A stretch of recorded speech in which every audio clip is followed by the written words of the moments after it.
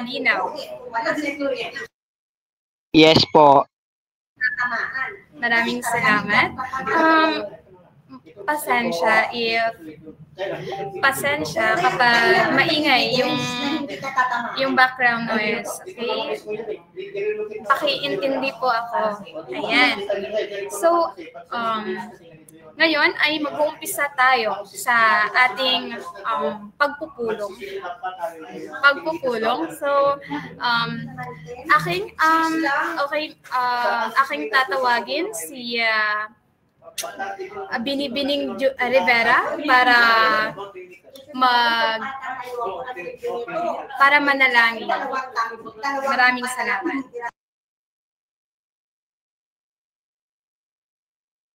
Naririnig po ba ako?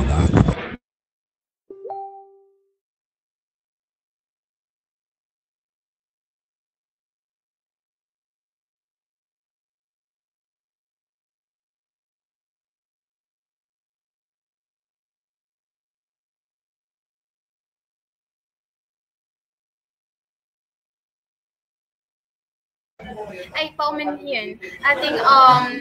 Uunahin po pala yung national anthem. Alright? So, mga kababayan, ang pambansang awit ng Pilipinas.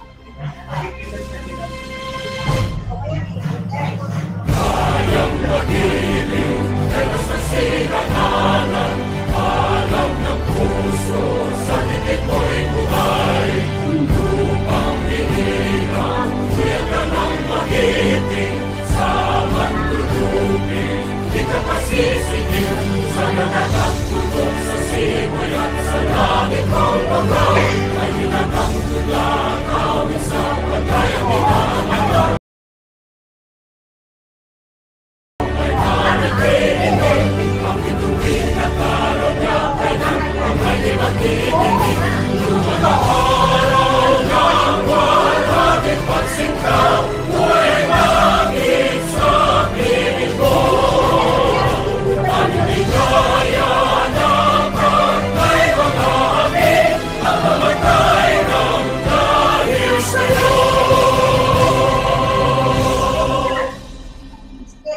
Dito ang kalsada, kukuha ng 30, ang ginawa nila, doon sila kumuha.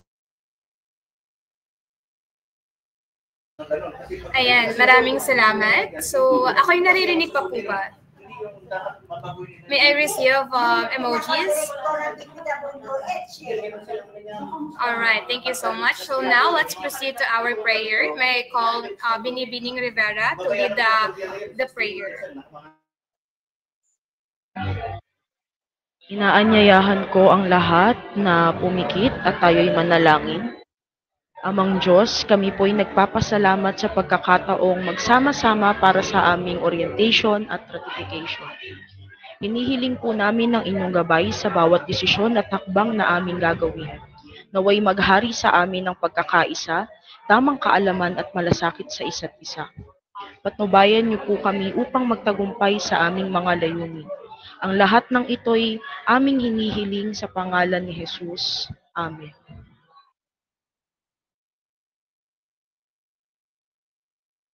Ayan, maraming salamat, Ms. Rivera.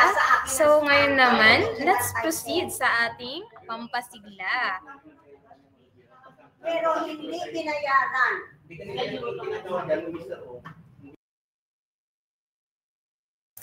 Magandang hapon.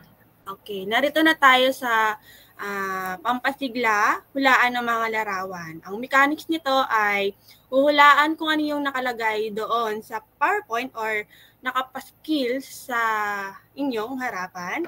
Then, pag nahulaan nyo, aalamin nyo, magbibigay kayo ng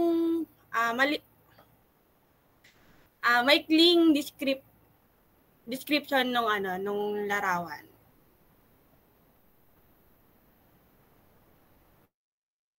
So, umpisahan na po natin yung pampasigla natin. So, magandang gabi sa inyong lahat. Ako nga po pala si Brian Loren, ang inyong lingkod Ingat Yaman. Sana naging malinaw yung panuntunan ng ating pampasigla. Huwag kayo masyadong mag-alala kasi madali lang naman yung mga huhulaan nyo. General knowledge lang naman siya.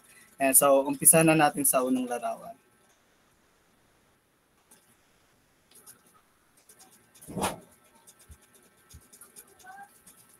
Ayan.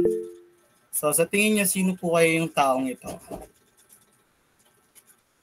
Ayan, may mga nagtataas na. Nakita ko na si Binibining, nauna si Binibining Granada. Sana yung, yung kompletong pangalan yung banggitin nyo para mas makilala natin kung sino nga ba yung tinutukoy o sino nga ba yung taong ito. So, sino yung nauna kanina? Binibining Granada.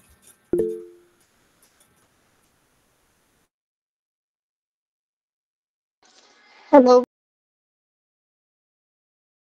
Kanyang pangalan, ang alam ko lang, siya si Dr. Jose Rizal. Siya po yung national pabansang bayani natin at siya din po yung naggawa ng nobelang LCD at Noli.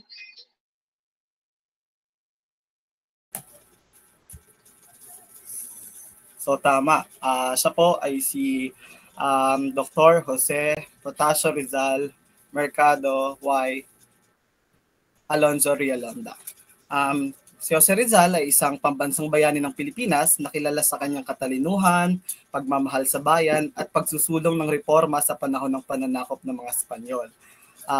Hanggang ngayon, si Rizal ay patuloy na inaalala at ginagalang bilang isang huwarang Pilipino na nagbibigay ng malaking ambag sa kasaysayan ng ating bansa. Maraming salamat, Binibining Granada, sa iyong kooperasyon at partisipasyon. Ngayon naman, dumako na tayo sa susunod na larawan. Ayan, yun yung answer. Ayan. So, sa tingin nyo, ano naman kaya yung nakikita nyo ngayon sa mga screen nyo?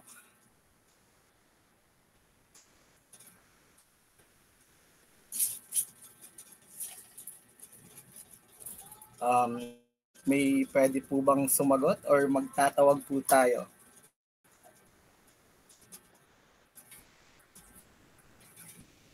Ano kaya mga Binibini at Ginoo, ano sa tingin nyo yung mga nakikita nyo sa screen nyo? Hala.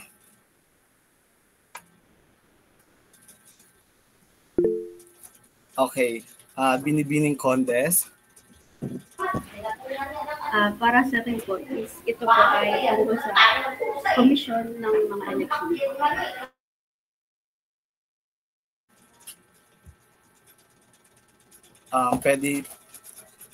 Pwede po ba nating i-reveal yung answer?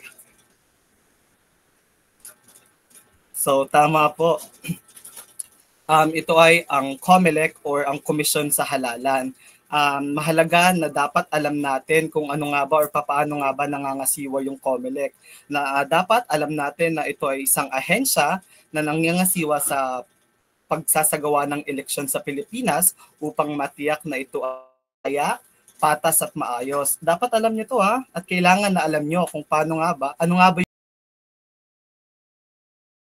tuloy yung pampasigla natin. Maaari ko bang tawagin muli si Binibining Melody Amansek? Maraming salamat po. Maraming salamat, Ginoong Brian Laurel. So ako nga po pala ang kaposisyon ay tagapamahala ng programa ng aktibidad. So balik tayo sa presentation. Sa sinong gustong humula kung ano ang sa larawan.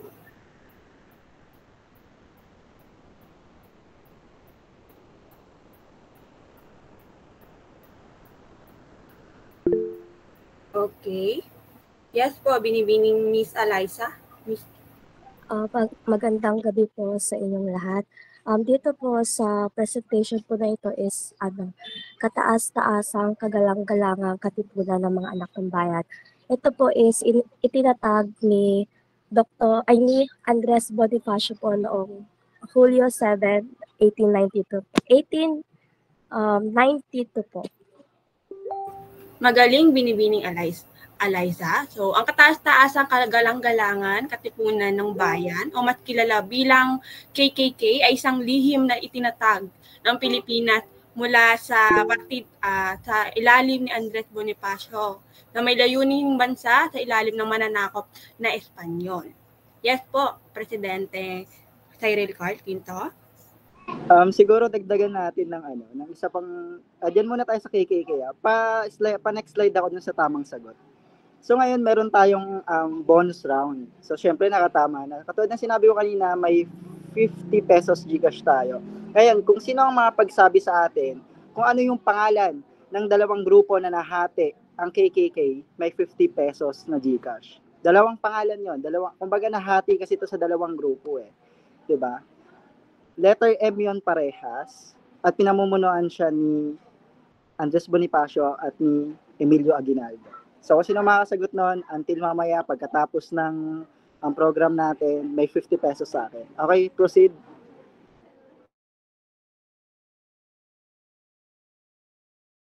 Maraming salamat, Pangulo. Okay, next na natin. Okay. Sino po ang gustong humula?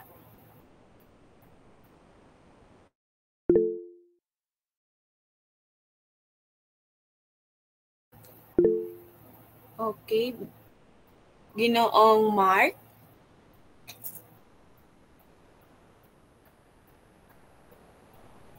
Ano po ang kanilang hula, Ginoong Mark? Ako po ba? Apo. Bale, ang sasagutin ko po is yung katanungan po kanina ni Ginoong Quinto, yung sa dalawang grupo po. Sige. Bale, ang tamang sagot ba is ang magdiwang at magdalo?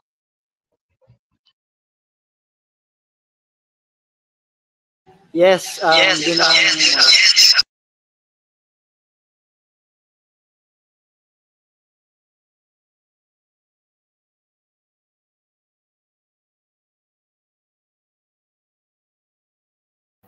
Ayun, nakakuha ka ng paprenyong 50 pesos. Kunin mo na lamang ito sa ating Pangulo, Ginoong Mark. So, dito naman tayo sa picture na ito. Sino pong gustong humula?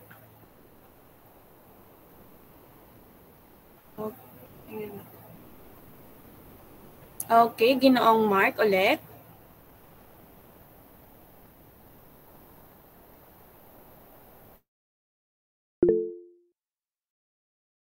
Okay, nabago na. So, Ginoong Remark, ano ang iyong hula? Yung kung saan diyan naka base sa color niya, nakalagay diyan yung tatlong yung Luzon, Visayas at Mindanao. Yun lang po. Magaling. Okay. Pakita natin ang tamang sagot. Ayan, Philippine map, kung saan nakapaloob dito ang Luzon, Visayas, Mindanao. Ang Pilipinas ay isang kapuluan na naglalaman ng kumulang 7,641 na mga pulo na may kabuuang lawak na 3,000 kilometer per hour. Then, ang Pilipinas ay dito tayo nakatira, na kung saan dito tayo pinanganak, dito tayo natutong malaman ng mga bagay-bagay. Maraming salamat po.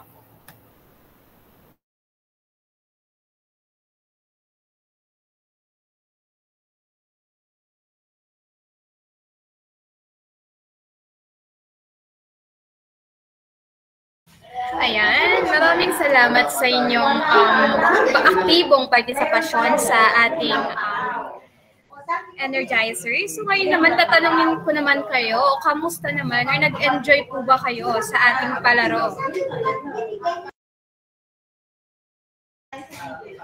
Ayun, maraming salamat sa inyong reaction. At eto naman, maaari ko pa po bang paunlakan nyo ang aking imbitasyon na kung saan pakibuksan ang inyong mga kamera upang sa ating documentation.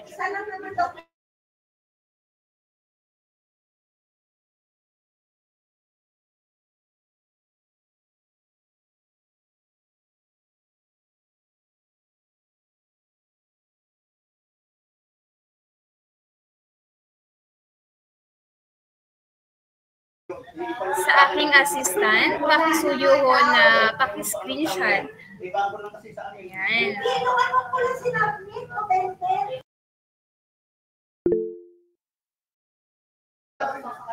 Ayan po, pakibuksan na po ang inyong mga kamera upang makita natin kung gaano kaganda at kagwapo yung mga Ginoo at binibini na miyembro ng Pantas Kasaysayan. Ayan. Super ganda. Ay. Modern. Ayan, sandali. Ayan.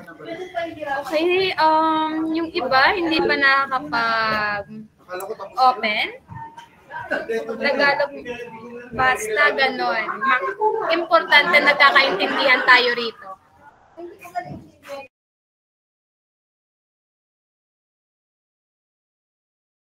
Ayan. Ayan. Okay, sige. Magbilang tayo. Bakit hindi nakakapag-open yung iba?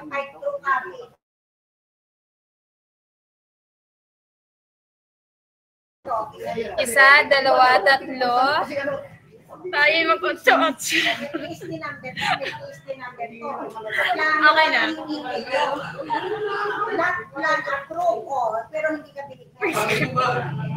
Okay na po ba? Ayun, maraming salamat sa inyong aktibong partisipasyon.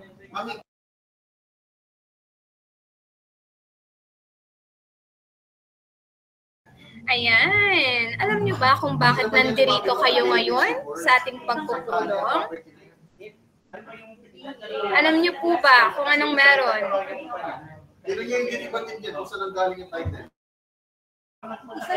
Ayan, sobrang aktibo. Grabe. Na-appreciate ko, guys. Na-appreciate ko po. Grabe. Ayan. So, ating ipagpapatuloy. Basta,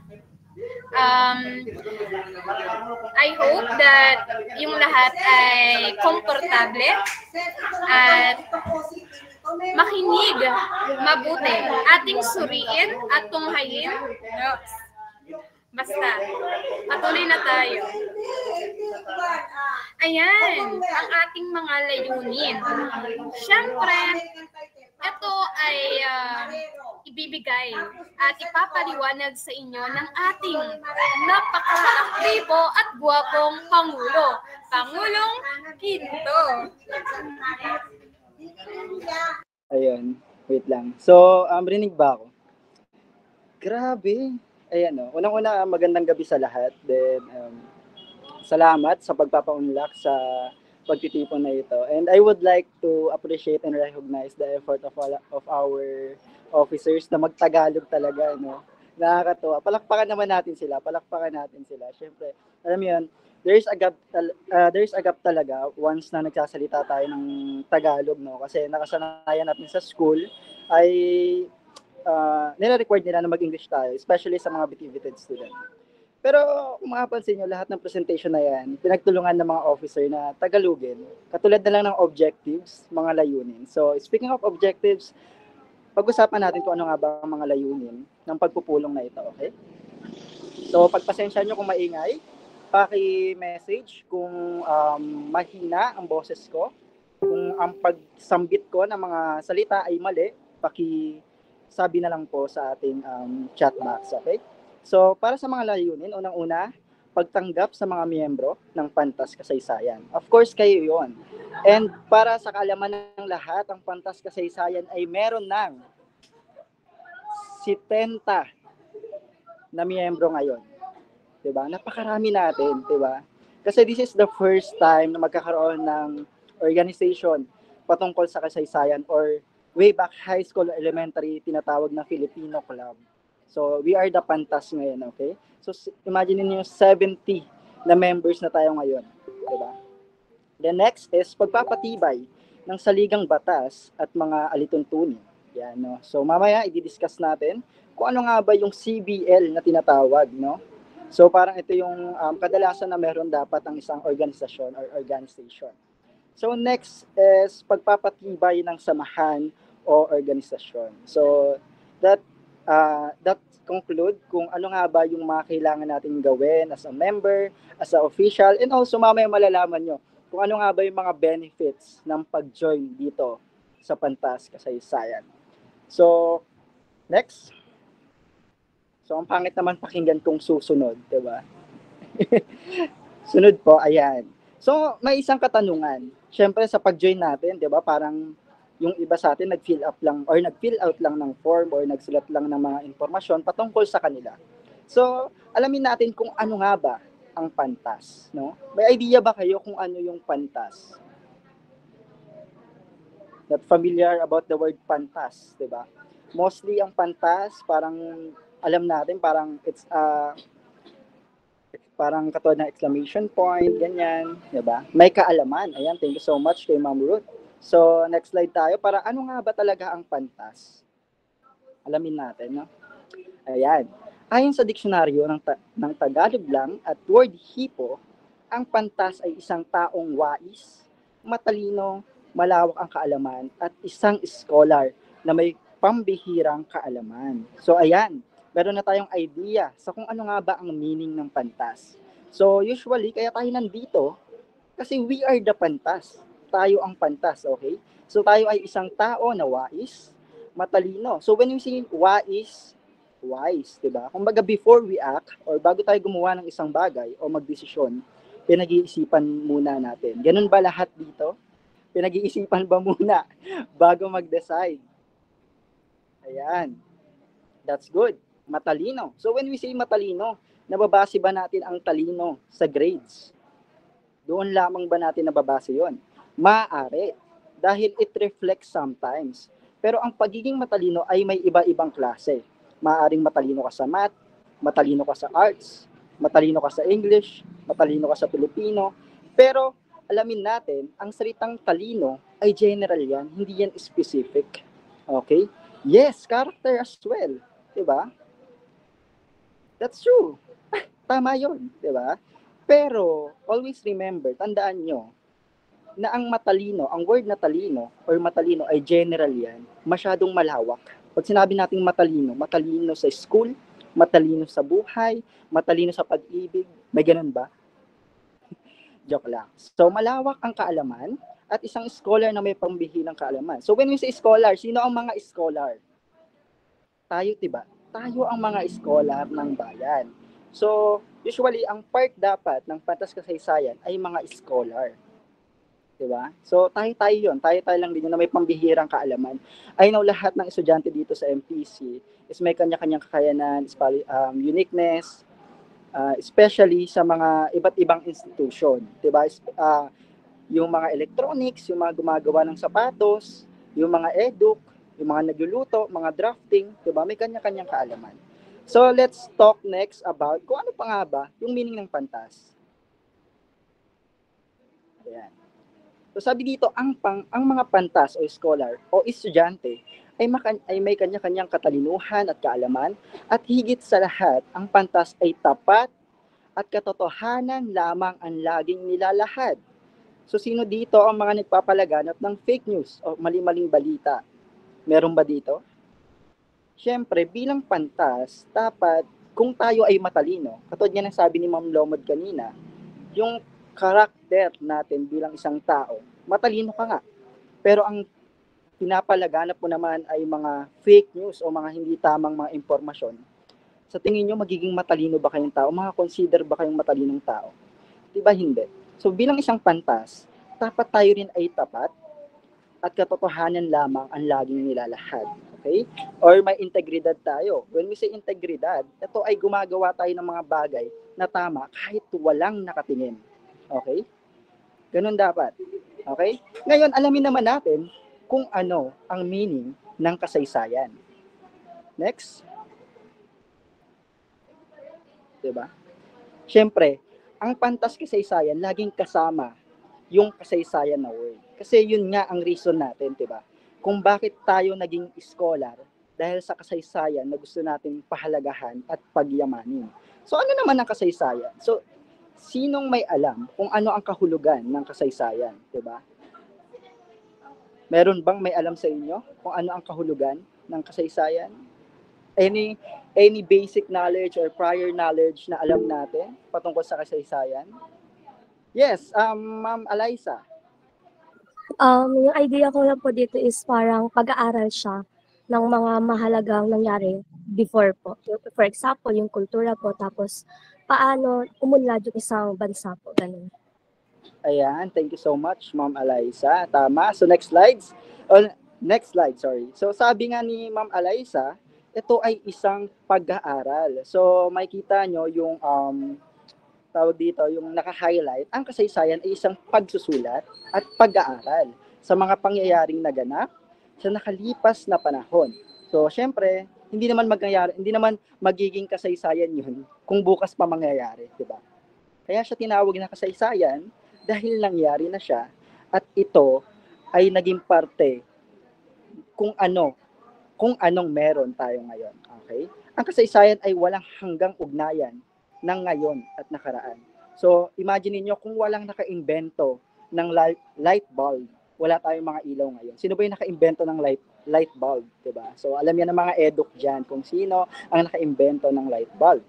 So, kung hindi na-imbento ang ilaw, wala tayong ilaw. So, usually history 'yon. Part 'yon ng history. Okay? So kung walang nangyaring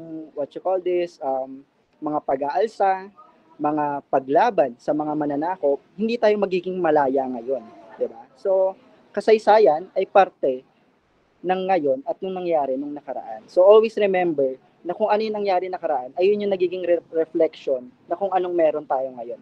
Halimbawa na lang ay ang kalayaan na meron tayo ngayon. Okay? Next. Naintindihan po ba? Gising pa po ba ang lahat? So, pa-heart react naman ako. Paulanan ng puso. Ayan. Diba? So, next slide tayo.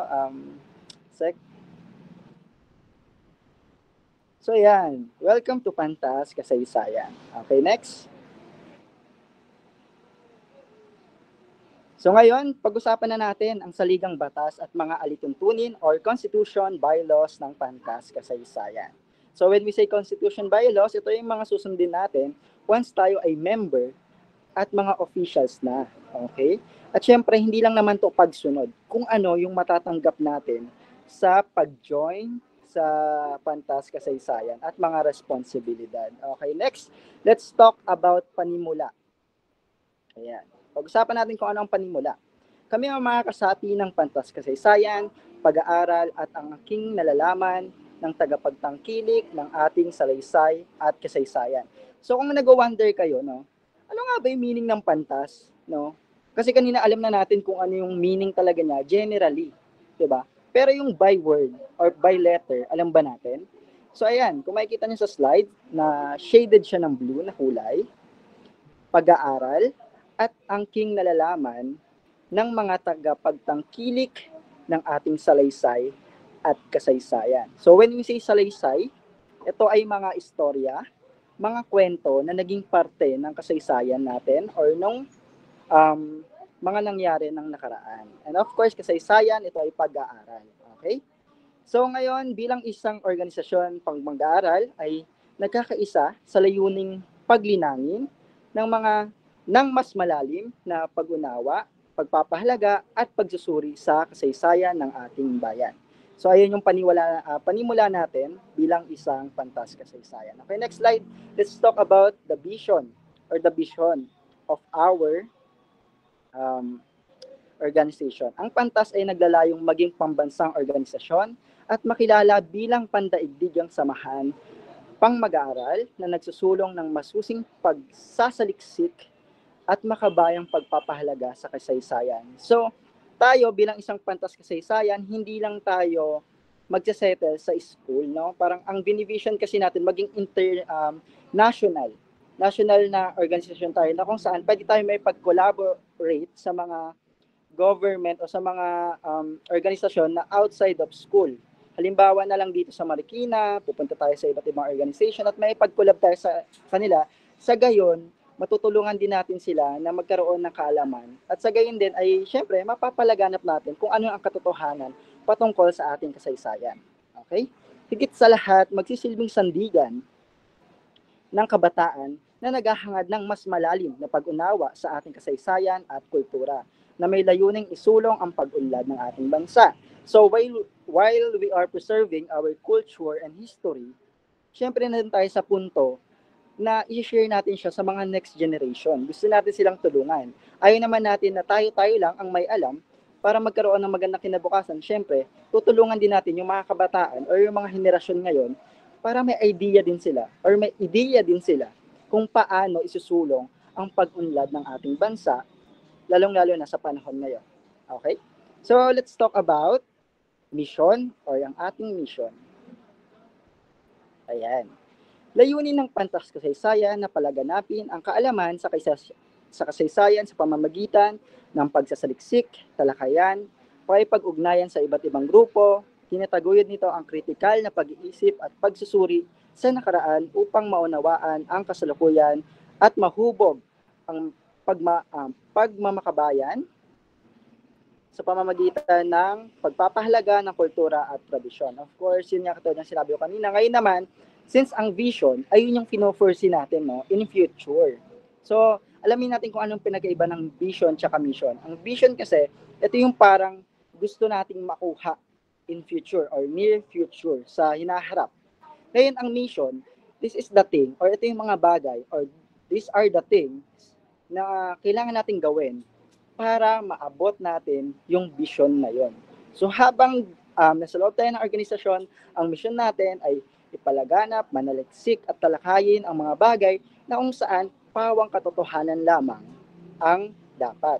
Lalong-lalo na sa pag-coordinate sa iba't ibang tao. Kunyari, may pagchismisan tayo, let us practice na totoo lang yung sasabihin natin. Walang dagdag, walang bawas, walang sariling opinion, walang babawas na opinion. Kasi yun lang naman yung nangyayari doon. Kaya nagiging fake news ang isang bagay dahil nag-iiba din ang kwento or the way natin siya ibigay sa ibang tao, diba? Usually, commonly, makikita nyo yan nung mga bago pa lang tayo sa college. May mga kasiraan tayo na nangyayari sa mga classmates natin. Not until nalaman nila yung katotohanan at naging okay ulit kayo, diba? Kasi minsan, yung mga nagkukwento na tao sa paligid natin, dagdag bawas yan sila. So, i-practice natin yan ngayon bilang estudyante. At syempre, mga future educators, mga businessmen and women, mga engineer, 'di ba? So, i-practice na natin 'yan habang estudyante pa lang tayo para pag pumasok na tayo sa mga trabaho natin, alam na natin na dapat tama lang. Tama lang ang mga sasabihin natin at wala nang iba pang mali or hindi totoo. Okay? So, bilang tagapagtaguyod ng katotohanan, nilalabanan nito ang maling impormasyon upang mapanatili ang integridad ng kasaysayan at magamit ito sa paghubog ng isang progresibo at mapanagutang lipunan. Okay? So, isa sa mga bagay na magandang itapik dito, meron kasi tayong tinatawag na history denialism tsaka revisionism. Kung familiar kayo doon, history revisionism is from the word itself, nire-revise, which is may dalawa siyang factor na good and bad. Kung totoo naman yung sinasabi ng tao or yung mga evidence na pinapakita ng mga tao para i-revise at madagdagan yung impormasyon, okay lang yun. Pero kung gagamitin natin evidences doon sa pagbabago ng history na yon ay mga fake news, hindi pwede yun. Kasi negative na yun . So parang gusto natin siyang revise for bad, not for good. Then when we say denialism, dinideny natin na nangyari yung mga ganitong bagay nung nakaraan or sa kasaysayan natin. So those are the things na parang medyo patok ngayon dahil nga maraming nangyayari sa bansa natin. Na malamang some of us alam na natin dahil sa mga balita na kung saan pilit binabago ng mga tao ang katotohanan na meron talaga at dapat talaga nating pahalagahan at ipaalam sa mga taong bayan, lalong-lalo na sa mga kabataan. Okay? Let's move sa ating core values. Okay? Para malaman nyo kung ano ba yung mga values na dapat nating isaalang-alang. Okay, next. Ayan. Saligang prinsipyo. So, ayan. Unang-una, syempre ginamit natin ang pantas na word for P, pagpapalaganap ng katotohanan, katulad ng sinabi ko kanina. Ang goal lang natin ay pagpapalaganap ng wasto at makatotohanan kasaysayan. Walang dagdag, walang bawas, walang pege, walang fake news. Okay? adikain sa edukasyon. Gusto natin gamitin to bilang isang key or isang susi para magkaroon ng mas malalim at makabuluhang pag-aaral ng kasaysayan. Nasyonalismo, pagpapahalaga sa ating kultura at pambansang pagkakakilanlan. Katulad ng sinabi ko kanina, most of us nahihirapan na magsalita ng Tagalog or ng Filipino, no? Filipino. So, baka nalilito kayo kung ano ang wika talaga ng mga Pilipino. So, pag tinanong kayo, ano ang wika sa Pilipinas? Anong sasabihin nyo? Wikang?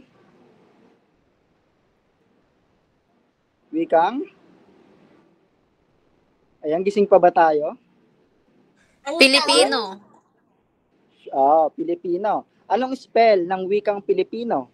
F or P? Ayan. Diba? Mas magandang alam nyo na kung ano yung ano. Diba? Ayan. F ang ginagamit pagka wika ng Pilipinas at pag P, ano naman pag P? Ano ang tinutukoy pag letter P ang gamit? Tao. Alam ko na yung mga pantas, alam yung pinagkaiba ng letter P at letter F. Diba?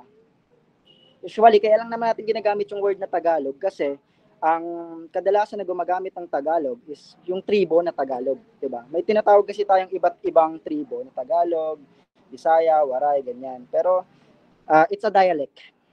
Yan. So nasyonalismo, syempre gusto natin pahalagahan kung ano yung meron tayo. Not just pahalagahan, pero syempre i-embrace or palaganapin pa, diba? Kumbaga, habang tinitreasure natin siya or pinapalagan, gusto natin ipalaganap siya at i-practice pa siya bilang isang Pilipino.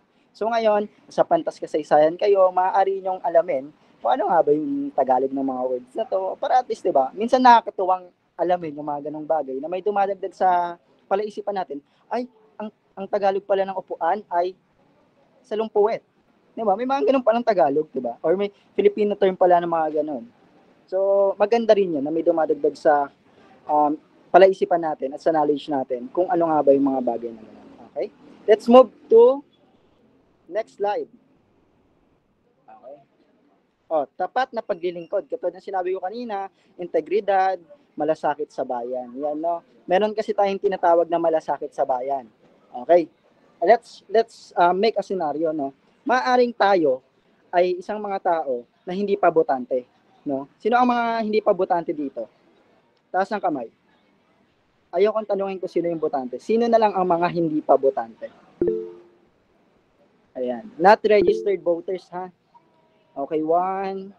Huwag kayo mahiya. Actually, huwag niyo ikahiya na hindi pa kayo botante. Okay? Titignan lang natin kung gaano karami ang hindi pa botante dito. Dahil isa yan sa mga napapanahong issue sa lipunan natin ngayon. Hindi alam ang COMELEC, hindi alam ang legislative. Diba? So, ayan. So, thank you so much po sa mga nagtaas ng kamay. So, ayan, no? Most of us, pag sinasabi natin hindi pa botante, akala natin na wala tayong karapatan magsalita or magbigay ng tamang impormasyon sa mga tao. Ayun ang sinasabi palagi sa atin. Diba? Usually, hindi ka pa botante, wag ka mga ilam. Diba? Ganon ang sinasabi. Pero lagi niyong tatandaan, as long na pinanganak kayo sa Pilipinas, as long na alam niyo ang tama at mali, kayo ay rasyonal, kayo ay radikal, kayo ay may pag-iisip na alam niyo ang tama at mali, may karapatan kayo. Okay? As long na tama ang pinapalaganap niyo. Hindi tayo nakabase kung botante ka or hindi. Ngayon, for you to be more powerful as a Filipino citizen, anong gagawin mo? Register kayo bilang isang botante para at least makatulong kayo sa pagbabago kung sino ang gustong iboto at kung sino ang tama at mali. Okay? This is not political. I'm just telling you na hindi ka man botante or botante ka man, you have the rights, okay, na magmalasakit sa bayan. Okay? Minsan may nag-red flag sa atin dyan na parang hindi ka pa botante, you don't have the right. So, again, may karapatan ang bawat isa sa atin as long na pinanganak ka dito sa Pilipinas at isa kang Filipino citizen. Aktibong pakikilahok, pakikisa sa iba't ibang gawain na may layuning pang-edukasyon at pang-lipunan. Of course, isa sa mga bagay na gusto rin natin, no, is ma-educate yung mga tao. When you say educate kasi, no, hindi dahil wala silang alam. No, pag may mga tao tayong hindi nila alam, gawin natin is mag-approach tayo ng mas maayos. Dahil hindi porket wala silang alam, hanggang dun na lang sila. We must educate them properly, okay? Nang maayos. Kasi most of us, pagka parang alam na natin minsan yung yung mga bagay, tapos pag may nakita tayong walang alam, ang akala na, ang minsan, ang ginagawa ng sa atin is, dinidegrade natin sila. Diba? So ngayon, ikaw bilang may alam ka, ang gagawin mo, you help them. Diba? Usually, you help them with integrity. Yan ang mga bagay na gusto natin gawin dito sa Pantas. Diba? Yes, pasok ulit yun sa malasakit sa kapwa. Okay? Next is yung S, psikolohiyang katalinuhan, pagpapakita ng mas malalim at pag-unawa sa kasaysayan bilang gabay sa kinabukasan. Again and again, I always said na ang kasaysayan ay malaking parte kung ano ang meron ngayon tayo sa hinaharap. Okay? Kung hindi lumaban ang mga bayani noon, kung hindi nag-ed sa revolution, kung hindi nagkaroon ng mga pag-aalsa, kung hindi nagkaroon ng pag-arali, ay hindi tayo magkakaroon ng ganitong mga bagay ngayon sa present, diba? O sa hinaharap. Okay, sana naintindihan nyo yung core values natin na Pantas dahil ayan dapat ang tinataglay ng Pantas. Okay, next. Okay, mag-alala, maikli lang to. And also, we have things na malay nyo maging beneficial sa inyo mamaya. At it's very exciting dahil bilang isang Pantas ay nakakatuwa. At naramdaman na namin bilang isang Pantas kung saan na kami nakarating. Dahil for the background check, nagkaroon kami ng museum. Before we start sa Artikulo 1, no, bigyan lang sila natin ng brief history kung paano nabuo ang Pantas. Ayan. Ito, nagkaroon kasi kami ng tour sa Pasay, museum tour, kung saan libre lang siya. And me and Doc Fabilar wonder na bakit walang org sa MPC na naglalayon na palaganapin ang katotohanan patungkol sa kasaysayan.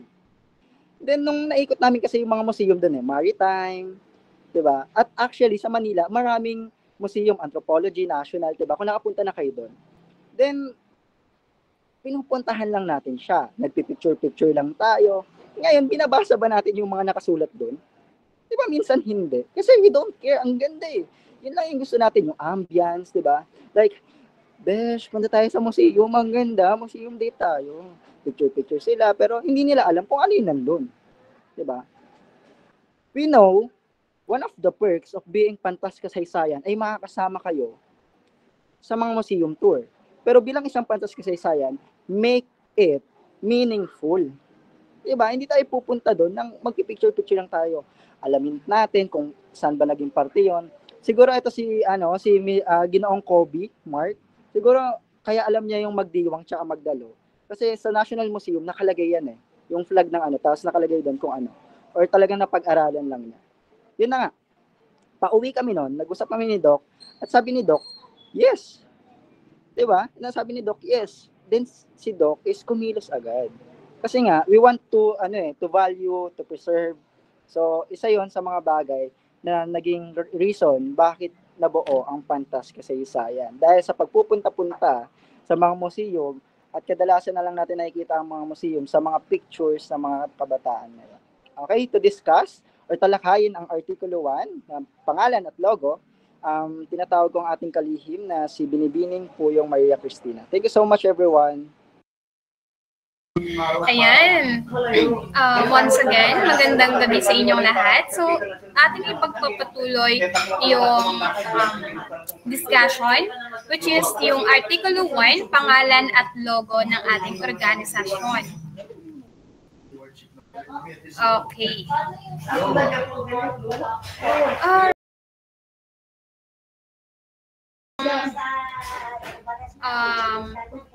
Picture, pero nakikita niyo naman po sa itaas, yan po yung ating logo. Ang pangalan po ng ating organisasyon ay Pantas Kasaysayan. Ito ay kumakatawan sa karunungan, pantas, at kasaysayan. Ang mga elemento sa sagisag ay tumutugma sa temang ito. Yung una, naroon tayong aklat or open book na kung saan sumisimbolo sa pag-aaral, pananaliksik at dokumentasyon ng kasaysayan. Dito pinapakita ang pundasyon ng organisasyon at kaalaman at edukasyon. Nakikita din rito yung pluma the quill pen. So ito ay kumakatawan sa pagsusulat at preserba ng kasaysayan. So isang mahalagang simbolo para sa historiador, guro at mananaliksik. Ako'y naiintindihan po ba?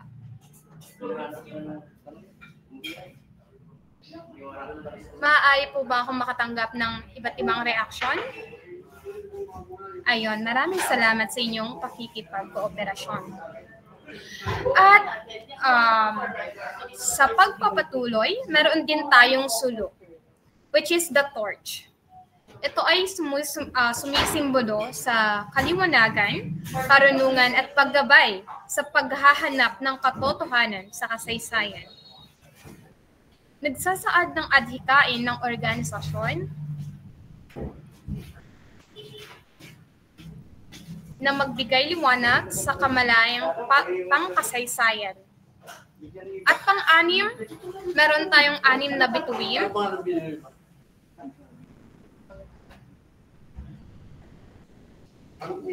Yun ay sumasalamin sa saligang prinsipyo ng organisasyon. At pang-5, meron tayong dahon ng laurel. Ito ay simbolo ng dangal, katalinuhan at tagumpay sa larangan ng edukasyon at kasaysayan. Sumisimbolo rin ito sa pagpapakilala sa tagapagtangkilik ng kasaysayan at kultura. Yes po? Miss Sec, kindly show them the logo. Thank you so much.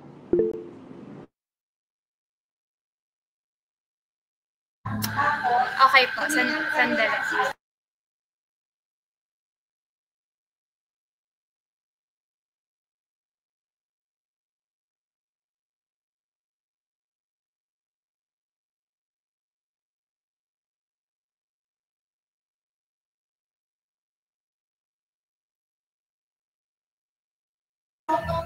Ayan, meron pala, pasensya. At meron tayong Greek K pattern.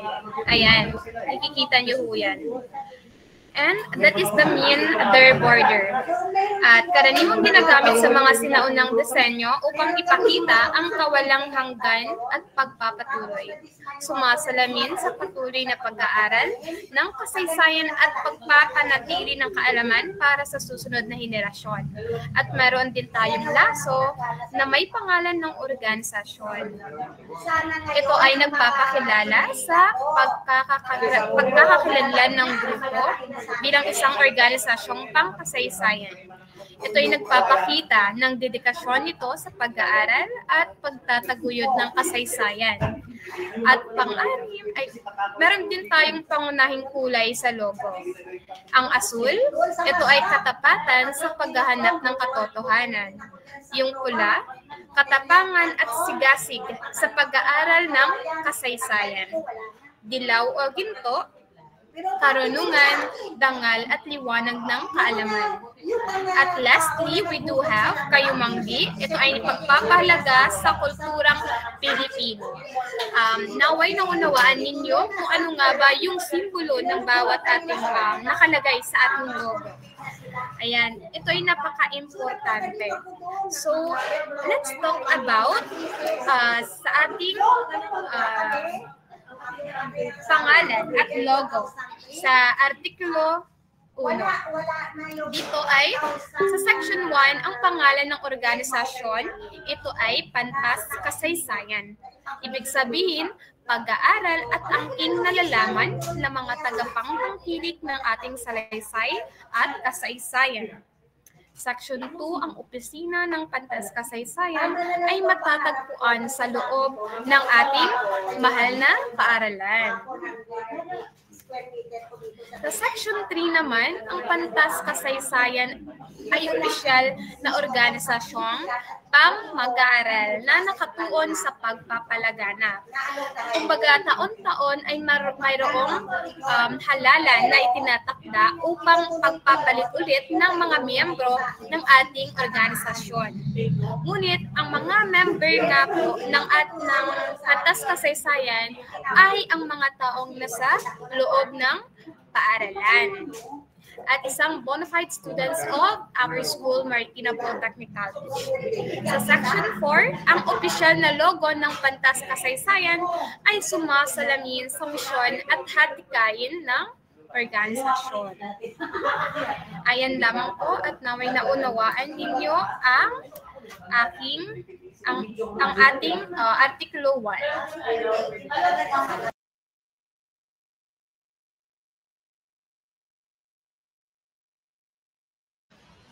Para sa Artikulo 2, maaari ko bang tawagin ang ating Vice Presidente na si Rolly Atale, Ginoong Rolly Atale. Yan ka po ba? Ayun, maraming salamat po sa ating Pangulo at sa ating kalihim binibining Maria Cristina Puyong, sa ating Pangulo Ginoong Cyril Carl Quinto. Okay. Before sorry kung medyo nag-i-English. Bago ako magsimula sa artikulo, pangalawang artikulo, nais ko munang magpakilala. Ako si Ginoong Rolly Atale Jr., pangalawang Pangulo ng Organisasyong Batas Kasaysayan. Okay. Paglalahad ng mga layunin. Ang Batas Kasaysayan ay isang organisasyong mag-aaral na naglalayong Section 1, palaganapin ang kaalaman sa kasaysayan sa pamamagitan ng pananaliksik, talakayan at iba't ibang makasaysayang aktibidad. So, dito sa Section 1 is yung pinakang layunin nito is palaganapin sa atin sa ating mga isipan bilang mag-aaral yung kaalaman natin sa kasaysayan sa pamamagitan ng pananaliksik or research or sa iba't iba pang pag-aaral. So yun nga, andyan yung talakayan tapos iba't ibang makasaysayang aktibidad. So sa ating organisasyon, kaming mga nanunungkulan, tama ba? Officers, ganun, is mag-propose kami ng mga aktibidad na maglalay na para ma-refresh sa mga isipan natin kung ano yung tungkol sa mga kasaysayan. Pwede na po bang mag-English? Sorry. Okay.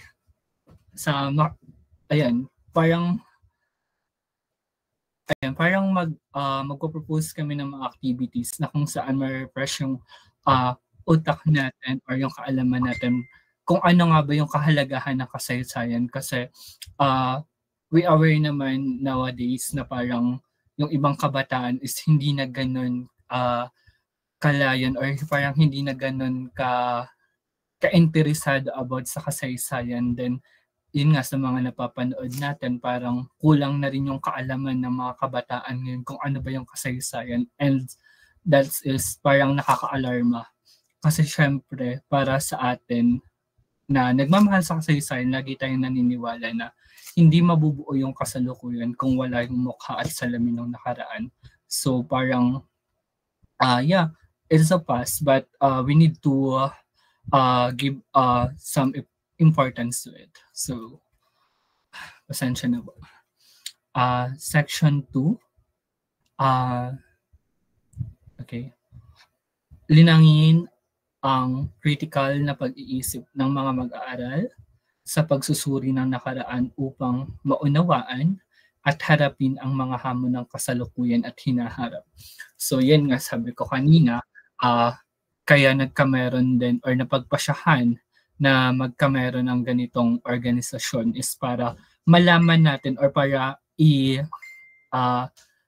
i-innovate or parang gisingin pa sa mga isipan ng kapwa natin kabataan or mga mag-aaral yung tungkol dito sa nakaraan or kasaysayan, also kung paano harapin yung mga hamon ng kasalukuyan na hinaharap. Kasi nga kagaya ng sinabi ko kanina, kung ano man yung nangyayari sa atin sa kasalukuyan is something that happened or parang epekto yun kung ano yung nangyari sa nakaraan.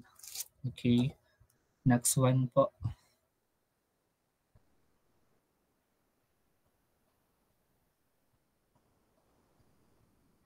Okay, section 4. Labanan ang maling impormasyon at pagbaluktot ng kasaysayan sa pamamagitan ng masusing pananaliksik at pagtataguyod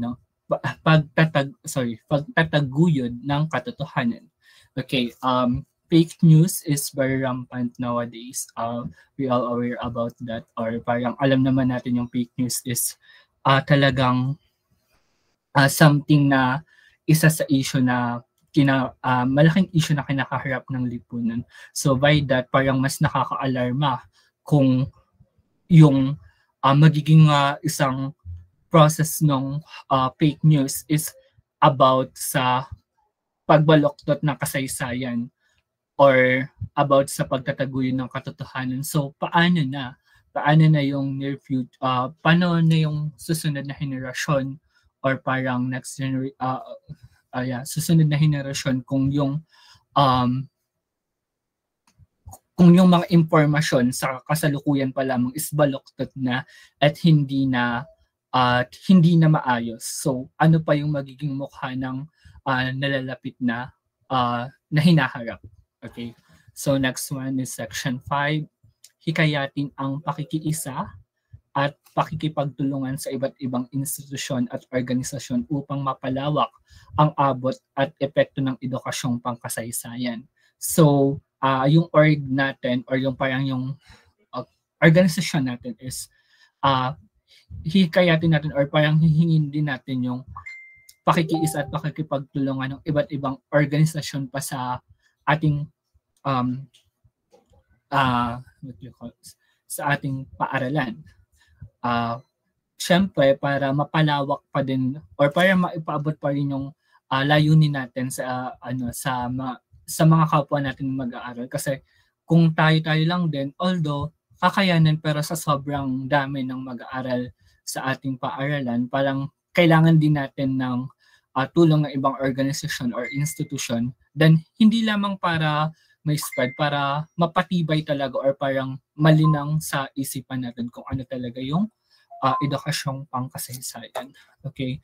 Section 6 is maging huwara ng integridad at makabayang paglilingkod sa pagtataguyod ng kaalaman, katarungan at pagmamahal sa bayan. So, bilang miyembro ng organisasyon natin, so tayo yung tayo yung parang makabayang paglilingkod para yun nga may taguyod yung kaalaman about sa edukasyong pangkasaysayan. Tapos syempre yung kung ano ba yung katarungan ukol sa pagmamahal sa bayan, kasi syempre parang sa henerasyon kasi natin or parang sa time kasi natin parang okay, nakikiisa naman ako dito, mahal ko yung bayan. Parang no, dapat may gawin tayo as kabataan. So dapat hindi natin iwalang kapantas yung parang sinasabi ng ating pambansang bayaning Dr. Jose Rizal na tayong kabataan yung pag-asa ng bayan. So sa atin sana magmula yung quote na yun na patunayan natin na nowadays is tayo pa rin yung tinutukoy ni Dr. Jose Rizal na pag-asa ng bayan. So next po.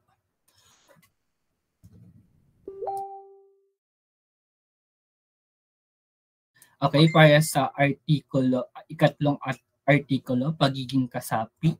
So, yun, pwede na pong magsimula. Maraming salamat po.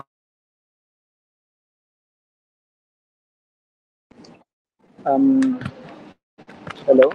Rinig ba ako, everyone? Malinaw po ba? Malinaw po ba? Ayan. So, check lang natin kung andyan pa ba lahat. So, pareak naman po ng heart para makapag-usapan natin ang susunod na artikulo. So, sa ating Assistant Secretary, maaari po bang pabalik muna sa first slide kung ano ang title o titulo ng ating artikulo ngayon. Okay. So, ang pangalawang artikulo ay pagiging kasapi. So, ngayon, aalamin natin kung ano nga ba yung mga responsibilidad natin bilang isang miyembro ng Pantas Kasaysayan. Okay? So, next slide.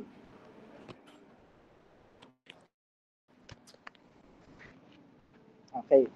So, first, ang pagiging kasapi ng Pantas Kasaysayan ay bukas sa lahat ng mag-aaral na interes sa kasaysayan at kulturang Pilipino.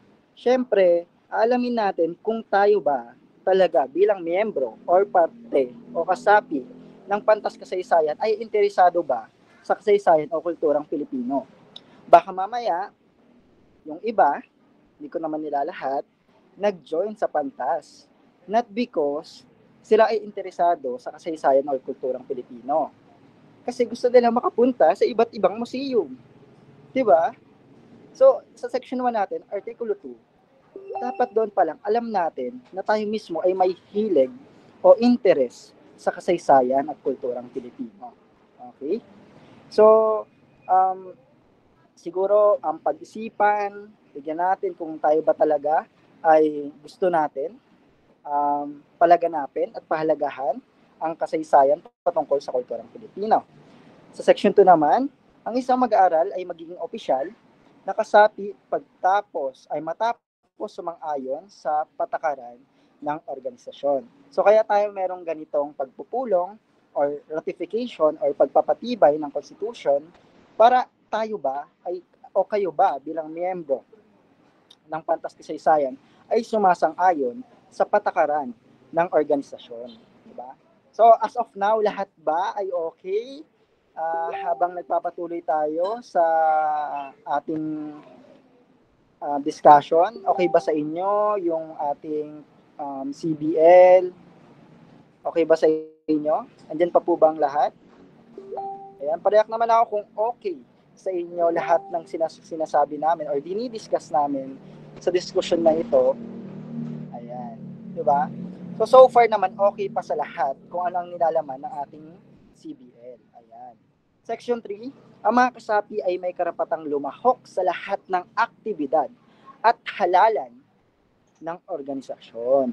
So ayan, syempre after na o pagkatapos na sumang-ayon kayo sa patakaran natin, of course, beneficial na kayo sa kung ano ang meron sa Pantas. Diba? Kung tayo man ay bibiyayaan ng isang opisina, pwede kayong pumunta doon at mag-duty. Diba? Sumali nyo naka-aircon. Pwede kayong mag-online class doon. Diba? So, isa sa mga beneficial way yun. Kumbaga, satire lang yun, pero diba, possible. And also, when we say activity, for example, tayo ay bumisita sa isang lugar, sa labas ng school, makakasama kayo as long na kayo ay active members at sumasang-ayon kayo sa patakaran natin bilang Pantas. Okay? At syempre sa halalan, higit sa lahat, halalan. Kasi, sino dito, lahat ba dito ay third year na? O may mga first year, second year? Meron ba? Pareyak naman po kung may mga second year, ganyan. First year. Ayan, meron. So, kasi, what I'm trying to say, for example, if accredited na tayo, so after our term, of course, gusto namin meron na magpapatuloy sa organisasyon na to. Diba? Kasi third year, fourth year, after that, boom. Pero syempre, bilang kami na magiging alumni or former part ng Pantas Kasaysayan, kami ay patuloy pa rin susuporta. Okay? So next po.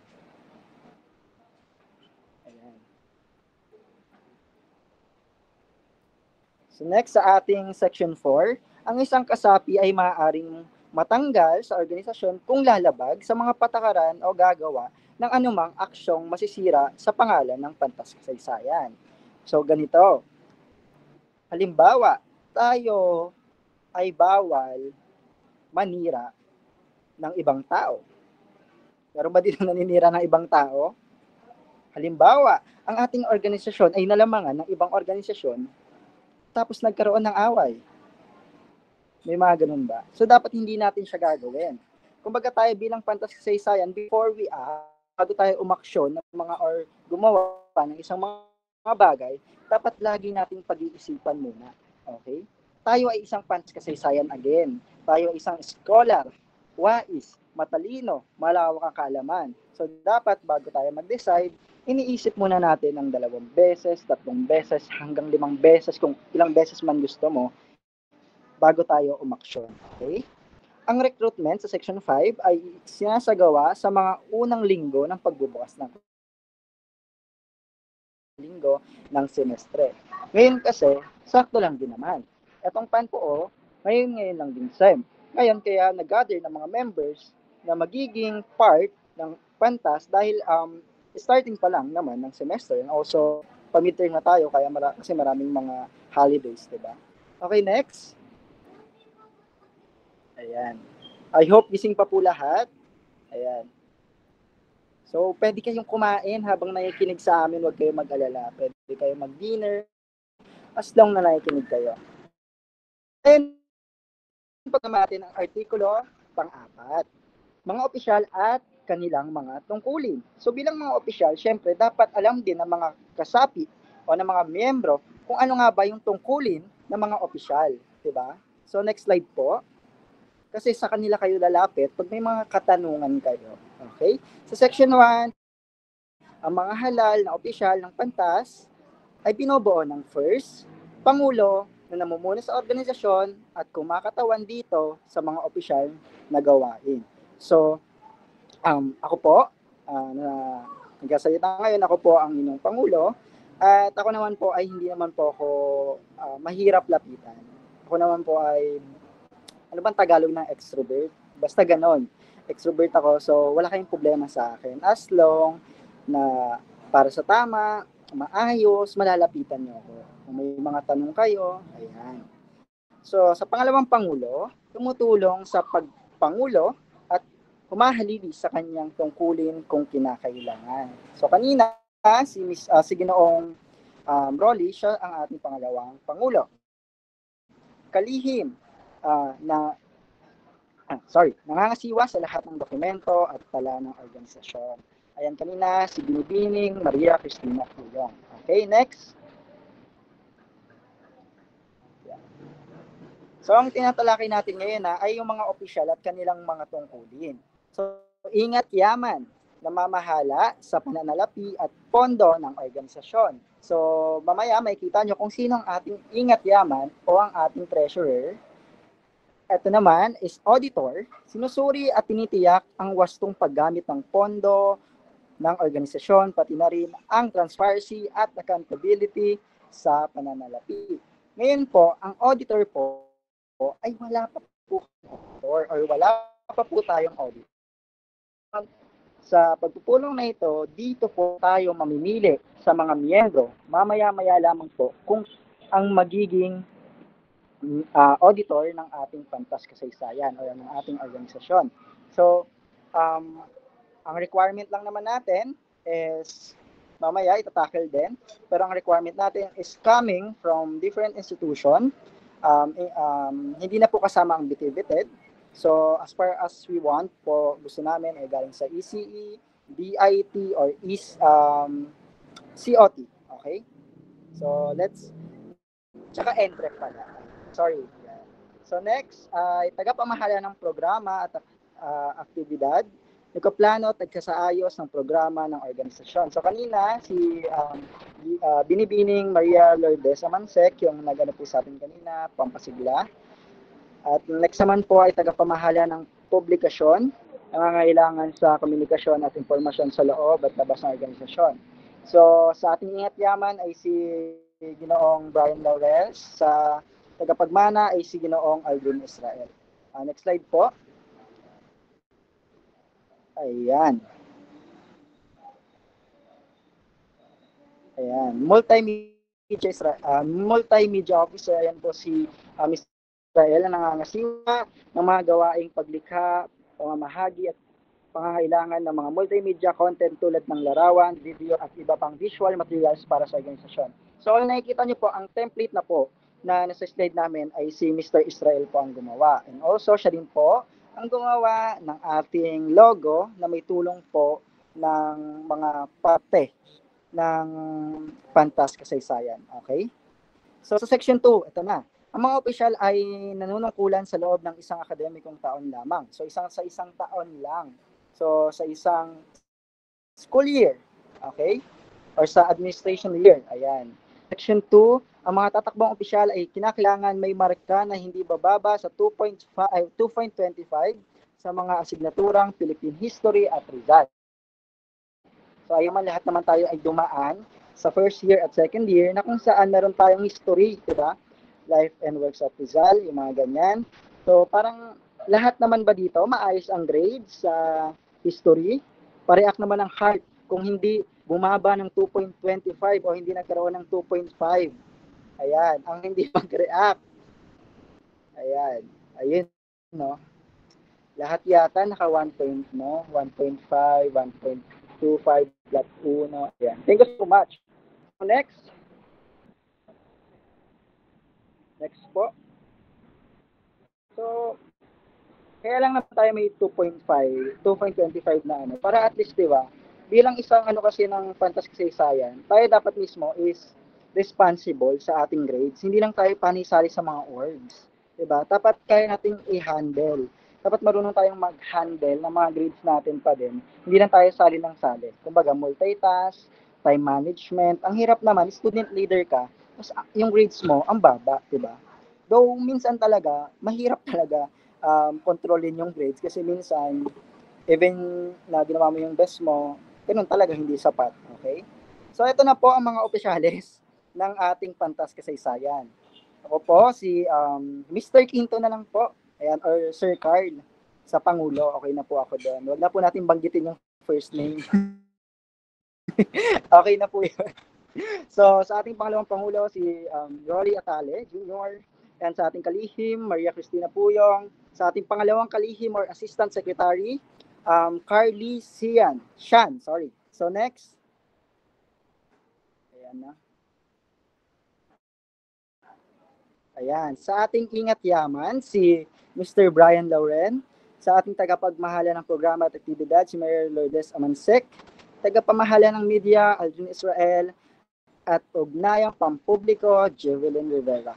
So again, naghahanap po kami at mamaya po ay pipili kami sa inyo ng auditor na tutulong sa ating Ingat Yaman na magsisiguradong maayos na gagamit ang mga pondo at salapi ng ating organisasyon. Okay, next slide po for our next article. Ayan. Tungkulin ng mga kasapi.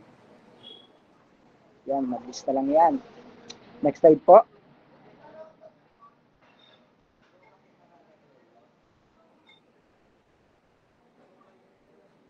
Ayan. So, katulad ng din kanina, ang bawat kasapi ay nararapat na sumunod sa nasasaad, sumunod sa lahat ng nakasaad na alituntunin at patakaran ng Pantas Kasaysayan upang mapandili ang kaayusan at integridad ng organisasyon. Section 2 na asahan ng bawat kasapi ay maging aktibo sa pagpupulong, proyekto, aktibidad, organisasyon ng kanilang partisipasyon ay mahalaga para papalago ng samahan. Section 3, dapat ipakita ng mga kasapi ang mataas na antas na respeto at dedikasyon sa pangalan at layunin ng Pantas Kasaysayan, kapwa sa loob at labas ng institusyon. So ang nakakatawa dito, no, umabot tayo ng 50+1 kasi we are now, sa GC kasi, 59 pa lang tayo lahat. Then lahat ng nandito is, umabot yata tayo ng 36 or 37 or 38 kanina, which means umabot tayo sa 50% plus 1. And that's a good thing dahil nagpapakita ng partisipasyon ng bawat miyembro. Okay, next.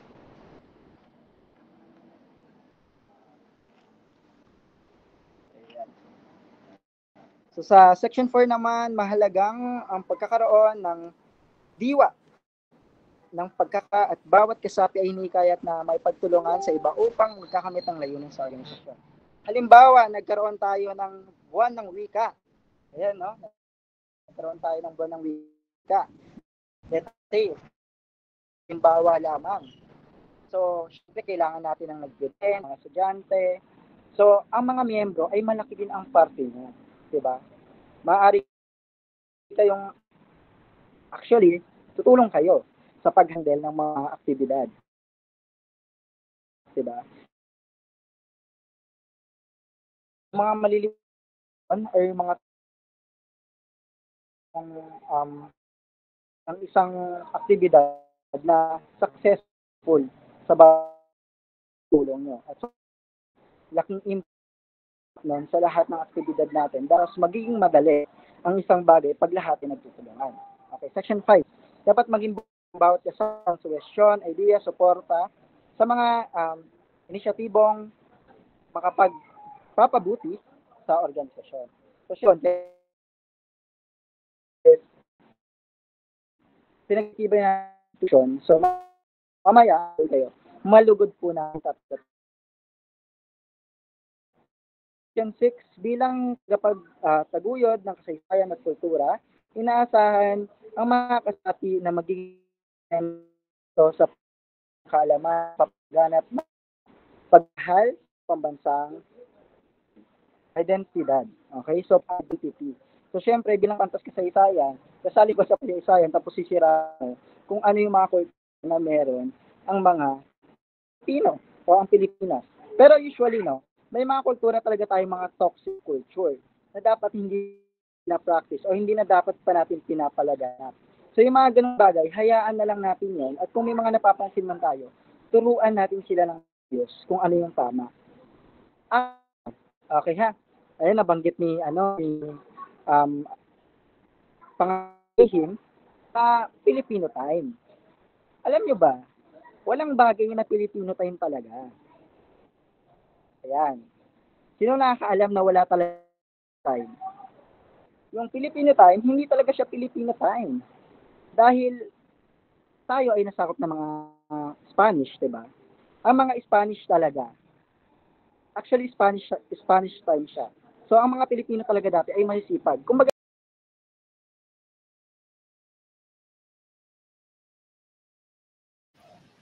hello? Sinig ba ako? Mic test. Mic. Malinaw po ba? Ayan. So, speaking of, wala talagang Filipino time, 'di ba? So, parang nasanay lang tayo dahil nga sa mga Espanyol, doon natin siya na-adapt. Kung mapapansin niyo sa mga magulang niyo, sobrang aga nilang magising at magwalis. So, may Filipino time ba? 'Di ba? Wala talagang Filipino time. Kumbaga nakasanayan lang natin, 'di ba?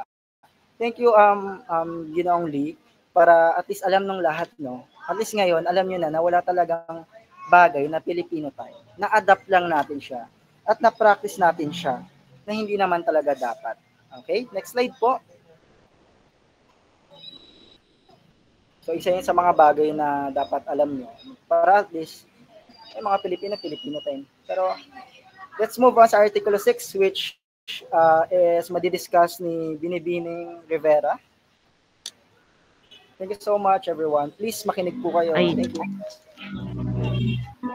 Ayan, so magandang gabi sa bawat isa. Maaari pa kayong magbigay ng mga reaksyon upang malaman ko kung kayo pa ba ay naririto sa meet na ito or nag-join lang kayo para may attendance kayo ngayong gabi. Ayan. So, ngayon, dumako na tayo sa Artikulo 6 or ika-6 na artikulo kung saan ang mga alutuntunin para sa mga hindi aktibong opisyal or kasapi. Kanina sa mga naunang artikulo, narinig nyo kung ano yung mga benepisyo ng mga miyembro. Diba? So ngayon, pag-uusapan natin ngayon yung mga alituntunin para sa mga hindi aktibong opisyal or kasapi. So next slide po.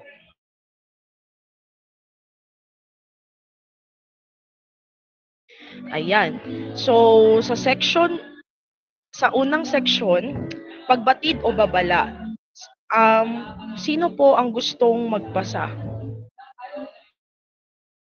Wala? Wala ba? Pwede ba akong tumawag? Para malaman ko kung kayo pa ba ay naririto. Ayan, so, sige nga po, pakibasa nga po ang unang section. Si Binibining Rojas.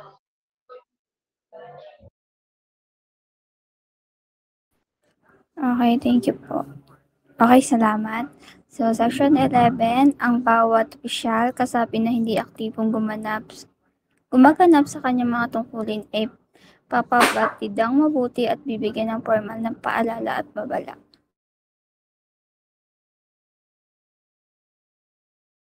Ayan, so sabi dyan, ang bawat opisyal o kasapi na hindi aktibong gumaganap sa kanyang mga tungkulin ay papabatidang mabuti at bibigyan ng formal na paalala at babala. So, ayun nga, magkakaroon muna kayo ng mga babala at tatanungin rin kung bakit or anong mga dahilan kasi hindi naman kagaya nga ng sinabi ng ating Pangulo kanina, hindi tayo dapat nagpapalaganap ng mga maling impormasyon. Baka kasi mamaya, yung iba sa mga kasapi ay tinanong kung bakit hindi na naging aktibo itong taong ito, tapos magsasabi sila ng hindi naman pala totoo. Mamaya kasi meron lang sakit or meron na mga an instance na mga pangyayari kaya hindi naging aktibo yung kasapi o yung opisyal.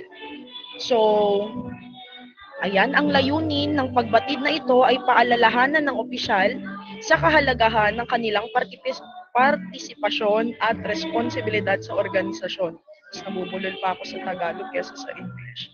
Ayan, so sabi dito na tayo ay merong mga layunin. So, dapat alam natin yung mga layunin na yon at tayo ay dapat mga responsable.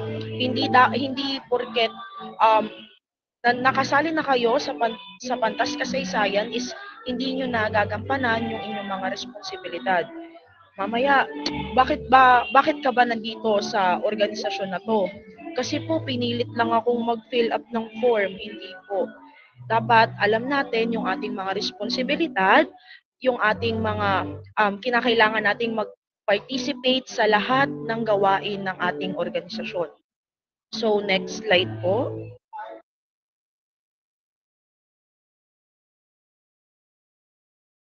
Ayan, suspension. So, ayan, sabi dito, kung matapos ang paunang babala, ay patuloy ang kawalan ng aktibong partisipasyon.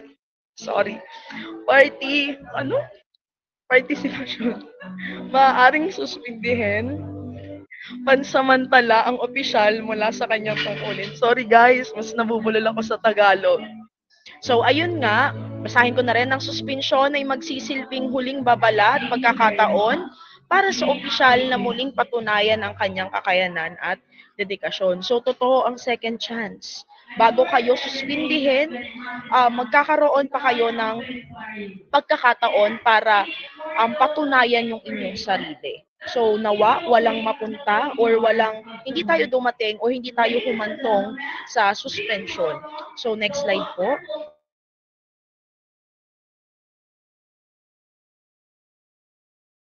Ayan, so, section 3, pagtatanggal at pagpapalit. So, sa kaso ng patuloy na hindi pagtugon sa mga pabatid at suspensyon, maaaring tanggalin ng opisyal mula sa kanyang posisyon.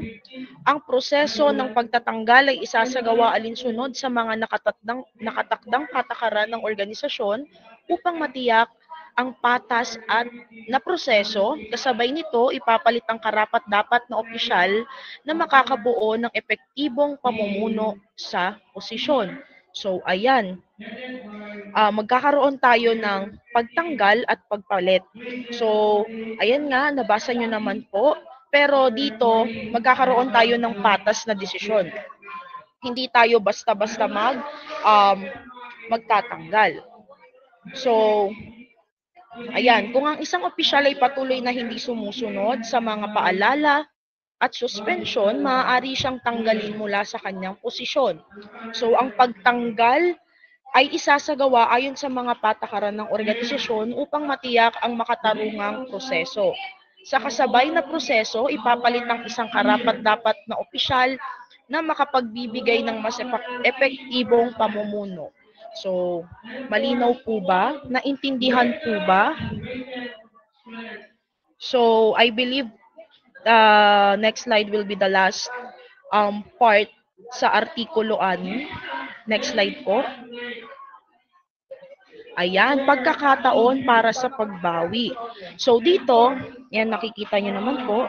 So dito sa section na ito, bago ipatupad ang pagtanggal, bibigyan ng karagdagang pagkakataon ng opisyal na makabawi sa pamamagitan ng pagpapakita ng mas aktibong pagganap. So ang anumang pagbabago na ipapakita ng opisyal ay susuriin ng pamunuan upang magpasya kung dapat pa bang ibalik o sa tungkulin or hindi na. So, ayan. Ayan yung mga alituntunin na dapat nating malaman sa ating organisasyon. So, malinaw po ba ang ika-6 na artikulo? Ayan. So, kung malinaw na po sa bawat isa, dumako na po tayo sa ika-7 artikulo. Next slide po. Ayan. Artikulo 7 or ika-7 artikulo.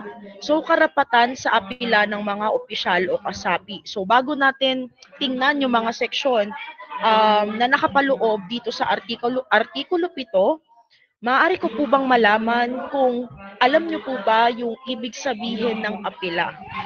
Bago tayo magpatuloy sa diskusyon ng ating artikulo 7. Meron po bang nakakaalam dito ng ibig sabihin ng apela? Meron po ba? Okay, Binibining Lay. Susubukan ko lang, hindi pagsang-ayon. Hindi pagsang-ayon. Meron pa po ba kayong mga idea ano ang apela? Thank you, Binibining Lay, sa pagbahagi ng iyong sagot. Wala na po ba? So, yan. Maaari, dapat po kasi nating malaman yung ibig sabihin na ating nakapaloob sa ating mga artikulo. Kasi kung hindi natin alam kung ano yung ibig sabihin nito, paano natin masusunod yung mga na nakapaloob dito, 'di ba? So kinakailangan malaman natin kung ano ba yung mga ibig sabihin para mas makasunod tayo sa ating mga dapat sundin. So ayan. So ang apela ay isang formal na paghiling o pagsusumamo na karaniwang isinasagawa upang baguhin ang isang desisyon o hatol ng isang tao o otoridad.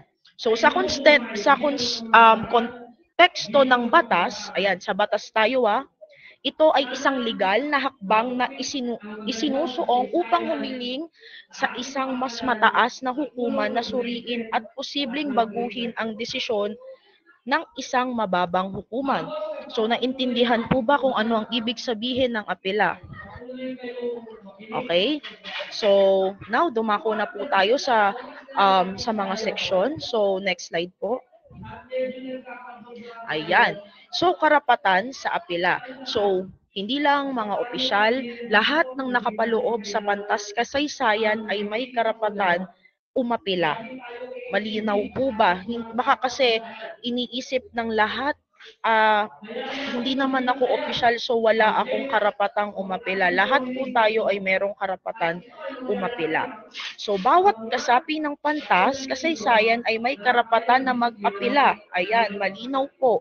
Bawat isa nakabilang sa pantas kasaysayan. So kung ikaw ay nandito sa ating diskusyon ngayong gabi, ikaw po ay parte ng pantas kasaysayan. So mayroon kang karapatan umapela. Malinaw po ba? Ayan. So sa anumang desisyon o aksyon na ipinapataw ng pamunuan na may kinalaman sa kanilang tungkulin, disiplina o pagiging kasapi. Ang karapatang ito ay hindi maaaring ipagkait at dapat bigyan ng patas na konsiderasyon. Sabi dito, malinaw na hindi dapat ito ipagkait. So, lahat may karapatan, hindi dapat ipagkait. Nararapat lamang na alam natin bilang mga miyembro, bilang mga kasapi ng pantas kasaysayan, alam natin yung ating mga karapatan. So tayo ay merong karapatang umapila at hindi ito pwedeng ipagkait sa atin ng sino man. Okay? Next slide po.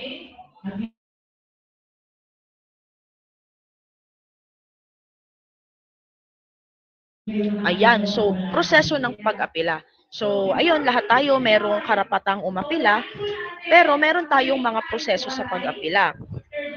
So, yan.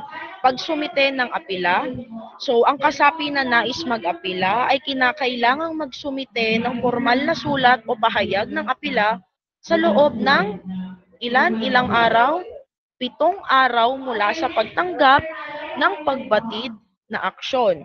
So, ayan, malinaw po. Sabi dito, kinakailangan daw magsumite, mag-submit ng isang formal na sulat o pahayag ng apela. Hindi dapat umaapela ng salita lang. Dapat tayo ay merong formal na pahayag or formal na sulat.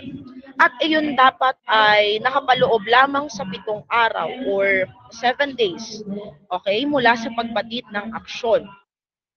So, nilalaman ng apela. Ang sulat ay dapat maglaman ng malinaw na paliwanag na hindi pagsang-ayon sa desisyon kasama ang mga ebidensya at argumento na sumusuporta sa panig ng kasapi. So, ayan, sabi dito, may susundin tayong proseso. So, ngayon, baka kasi kaya ka umapila kasi mamaya dahil sa mga personal na dahilan lang. Pero ang sabi dito, ang sulat ay dapat maglaman ng malinaw na paliwanag. Dapat meron po tayong paliwanag. Dapat merong nakapaloob sa sulat na ating ibinigay kung bakit hindi tayo sang-ayon doon sa desisyon na ginawa. Okay? At dapat hindi lang tayo basta-basta nagbibigay ng sulat. Dapat meron din tayong mga ebidensya. So, kagaya nga ng sinabi kanina, dapat tayong mga kasapi ng pantas kasaysayan, marunong tayong marunong tayong mag-fact check. Tama? Hindi tayo dapat naniniwala agad-agad. So, kinakailangan muna nating magkaroon ng credible na mga resources or mga mapagkakatiwalaang sources. So, dapat meron tayong mga ebidensya.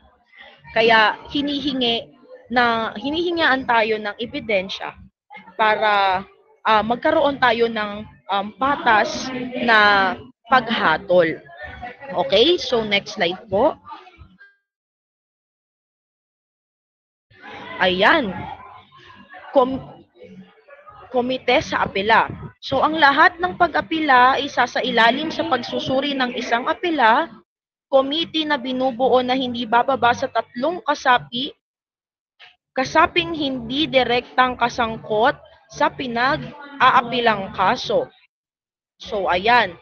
Tungkulin ng komite, suriin ng mga ebidensya, makinig sa panig ng parehong partido at magbigay ng patas na desisyon batay sa mga nakatakdang patakaran at prinsipyo ng organisasyon. So, ayan po. Sabi dito, kinakailangang suriin. Hindi naman po tayo basta-basta magbibigay ng hatol. Diba? Kagaya nga ng sinabi kanina, tayo ay magbibigay ng patas na magkakaroon tayo ng patas na paghuhukom.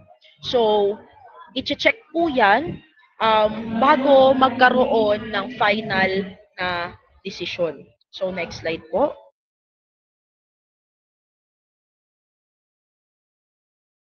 Ayan, desisyon at pinal na aksyon. Ang desisyon ng apela, committee ay magiging pinal at ipababatid sa kasapi sa loob ng itakdang bilang na araw. Halimbawa, 15 araw mula sa pagtanggap ng apela. 42 kung ang desisyon ay pabor sa kasapi, agad na babaliktarin ang anumang hakbang na ipinataw laban dito. So, kung hindi pabor ang kasapi ay papaalalahanan ng mga susunod na hakbang o patakaran para sa pagpapabuti ng kanilang partisipasyon at pagganap. So, ayan, malinaw naman po sa bawat isa. Hindi tayo basta-basta magbibigay ng pinal na desisyon at pinal na aksyon. Ayan po ay dadaan sa mga proseso. So, ulitin ko lang po ulit, tayong lahat ay may karapatang mag-apila, pero tayo ay kinakailangang magbigay ng mga formal na letter, merong mga ebidensya, isusulat doon ang mga dahilan kung bakit tayo ay hindi pabor, at tayo ay mayroong proseso bago humantong sa pinal na aksyon. Okay? So, next slide po.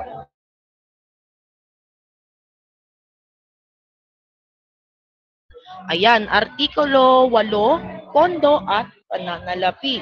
So, yan, dito na tayo. So, Pangulong Quinto.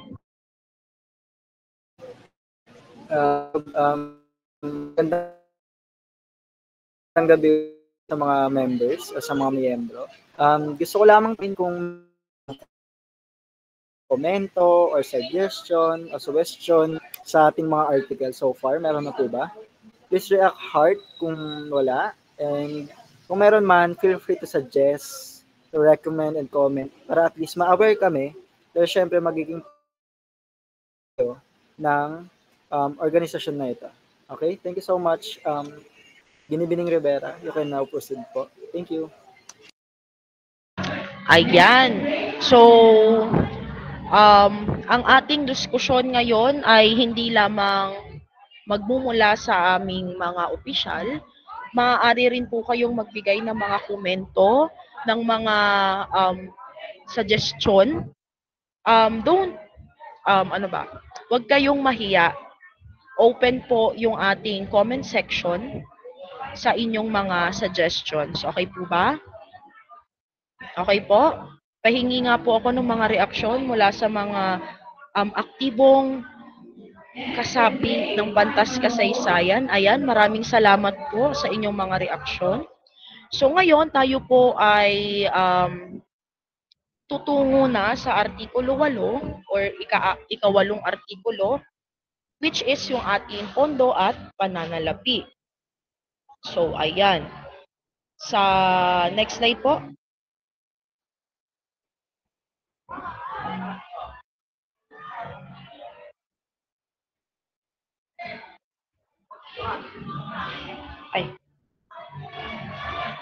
Ayan. So, ang pondo ng organisasyon ay magmumula sa, take note of this po, mga donasyon mula sa mga miyembro at taga-suporta, mga fundraising activity at iba pang inisyatiba. So, ayan. So, bakit tayo magkakaroon or paano ba tayo magkakaroon ng mga malilikom na pera or pondo? Ayan po ay manggagaling sa mga donasyon at sa mga fundraising activity. So, kaya po namin hinihikayat ang inyong partisipasyon kasi hindi naman po mangyayari lahat yan kung tayo po ay walang aktibong pakikilahok. Okay po? So, bakit dito tayo kukuha ng ating pondo? Kasi po, aware naman po lahat, 'di ba, na hindi po tayo pwedeng mangolekta ng pera along or around sa Marikina. Kaya po tayo ay nagkaroon or nag-come up sa donation and sa fundraising activity. Palinaw po? Open po ang comment section sa inyong mga suggestions and comments. So, ang lahat ng kita at gastusin ng organisasyon ay dapat maitala ng ingat yaman at regular na iulat sa mga kasapi tuwing pulong. Ayan, magkakaroon po tayo ng transparency para rin po malaman ninyo yung ating mga, yung eksaktong amount ng ating mga gagastusin or magagastos. So, magkakaroon ng isang audit committee na binubuo ng hindi bababa sa 3 kasapi na hindi direktang kasangkot sa kasalukuyang pamunuan. Ano po yung ibig sabihin nito? Na-mention po sa amin ito nung nagkaroon kami ng pagpupulong na every activity na ating gaganapin, kukuha po tayo ng 3 sa ating mga kasapi. So, maaaring isa sa inyo ay maging parte ng audit committee. So, naiintindihan po ba? Ayan. So, next po. Next slide po. Ayan. So, ang audit committee ay magsasagawa ng quarterly internal audit upang suriin ang katumpakan ng mga financial records at matiyak na ang pondo ay nagagamit alinsunod sa layunin ng organisasyon. Siyempre, ayaw naman nating ma-short and ayaw naman natin na magagastos sa hindi tama ang ating magiging pondo. So, kinakailangan natin ng quarterly audit para masuri natin kung tama po ba yung mga records sa ating mga pondong ginagastos. So, kung may nakitang problema o hindi tama, agad itong aaksyonan ng pamunuan at ipapaalam sa mga kasapi. Kaya nga po, hindi lamang po ang mga opisyal dapat kumilos, lahat po tayo at magiging transparent po tayo sa bawat isa. So, ang lahat ng record ng pananalapi ay itatago ng hindi bababa sa 3 taon. Bakit? Para po, kung merong mga hindi inaasahang pangyayari, meron po tayong mapapakita, meron tayong basis sa ating mga na-audit. Okay po? So, next slide po.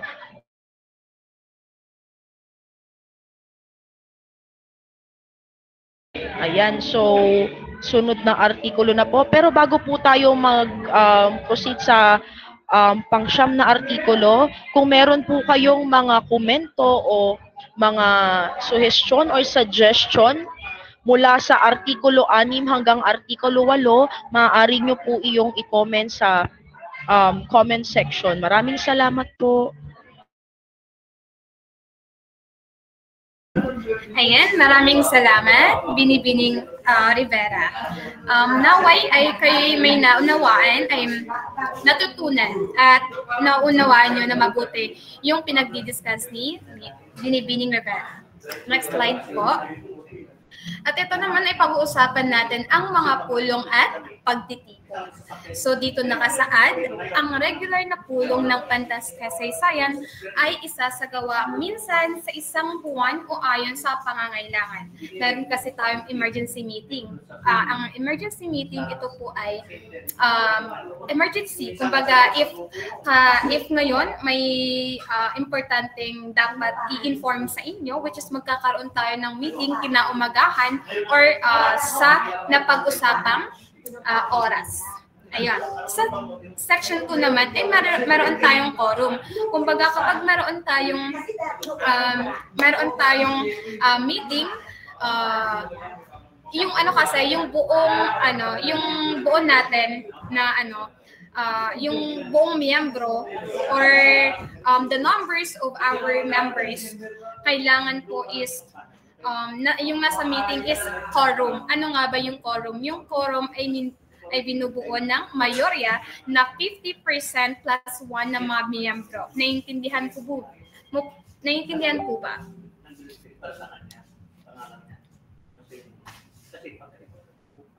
Mabilis po or sakto lang? Naiintindihan naman po. Can you react hard? Naiintindihan? Ayun, maraming salamat. Next slide. Ito naman ay ating pag-usapan ang pag-amyenda ng konstitusyon. Kung anong mangyayari, mayroon naman tayong mga pag-amyenda. Next.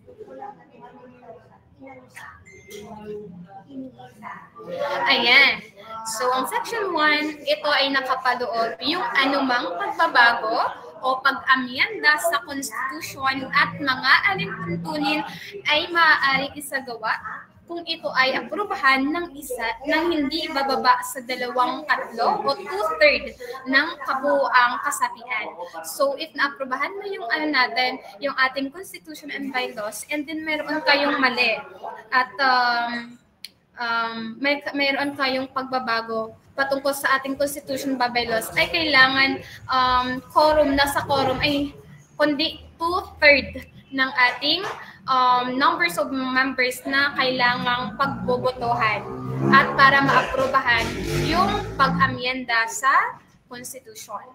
So, next is, ang anumang mungkahing pag-amyenda ay dapat munang pag-aaralan ng isang Constitution Review Committee bago isumite sa organisasyon para sa formal na pag-aproba.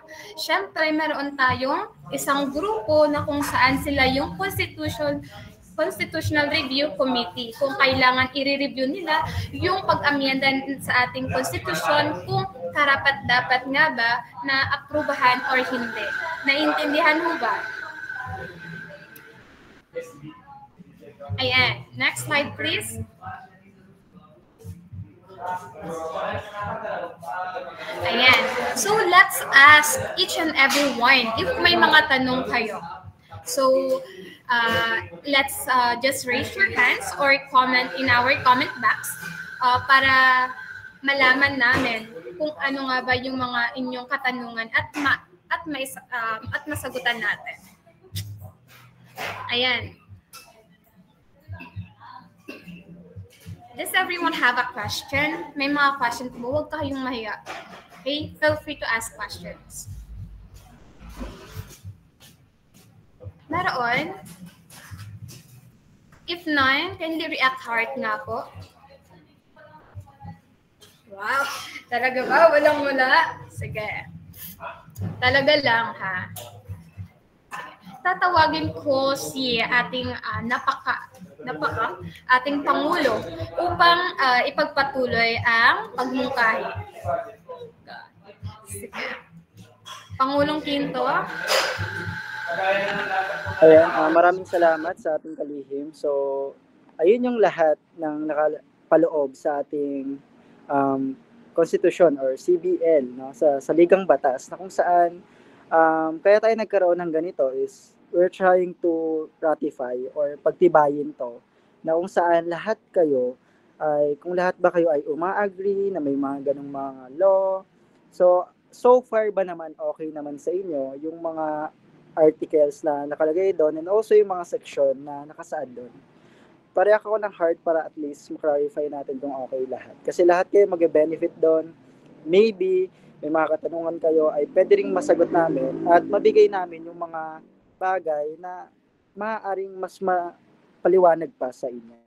Okay? So before we end, kasi patapos na rin tayo, so we are asking sa inyong mga e-signature na lang para at least malagay doon sa ating CBL na all of the members or most of the members ay nag-agree sa Constitution na to or sa CBL na to para maging accredited na tayo.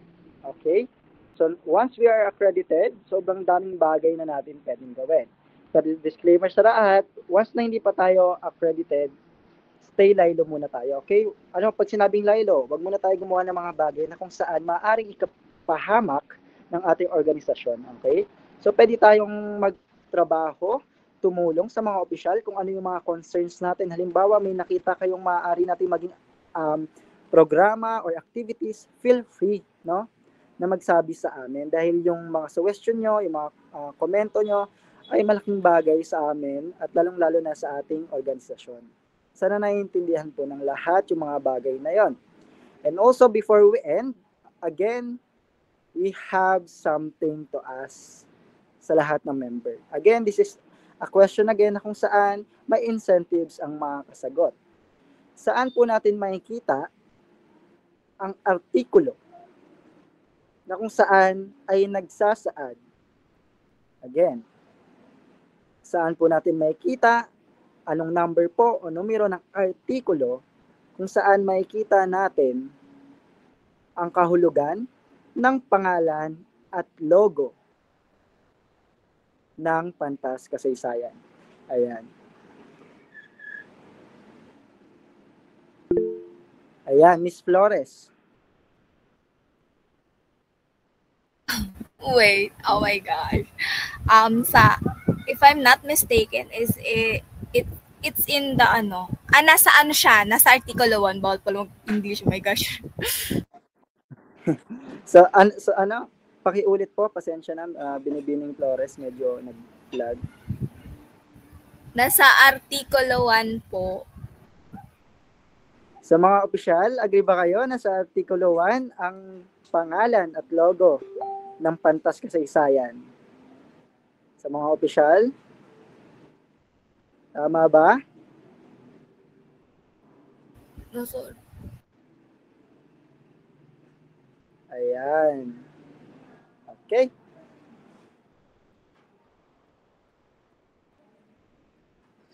Tama si Miss Flores, okay?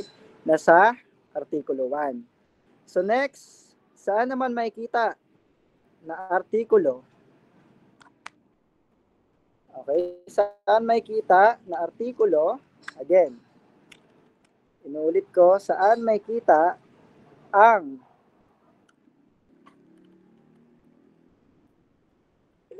mga nag-ano na sila, nag-screenshot ba kayo? Tinitignan nila kung saan makikita. Lang, walang mandadaya. Ayan. Saan naman makikita ang paglalahad ng layunin ng Pantas Kasaysayan? Ayan. Let's see kung sinong may alam, kung sino talagang nakinig.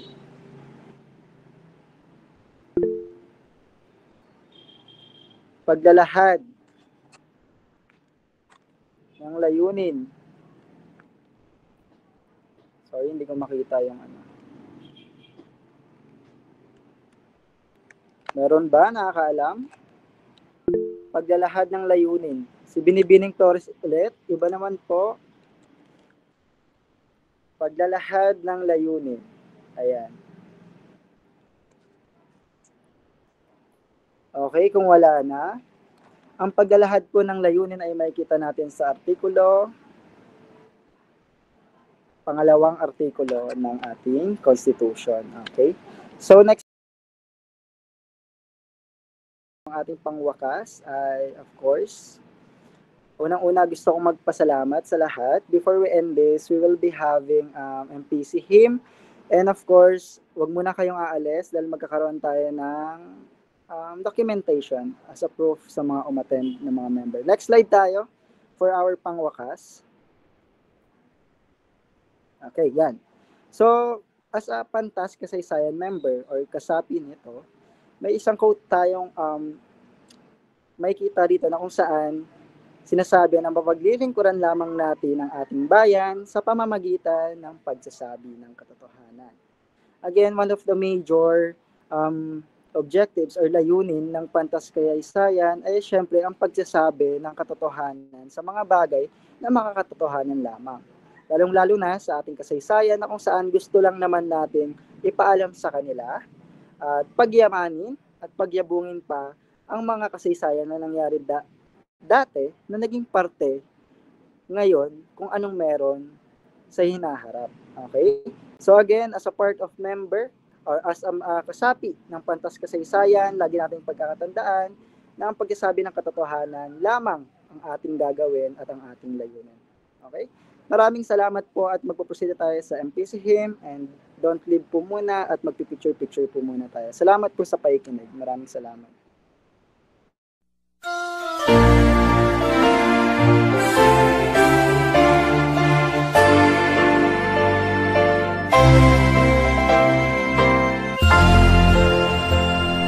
Sa pagsikat ng araw, aking matatanaw, makinang na kinabukasan, aking makakamtan.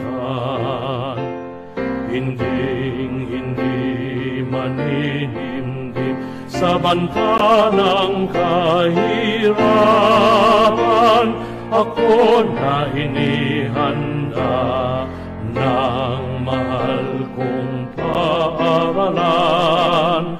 Politeknikong kolehiyo ng Marikina, ang teknikal na edukasyon, kinintal mo't wina. Politeknikong kolehiyo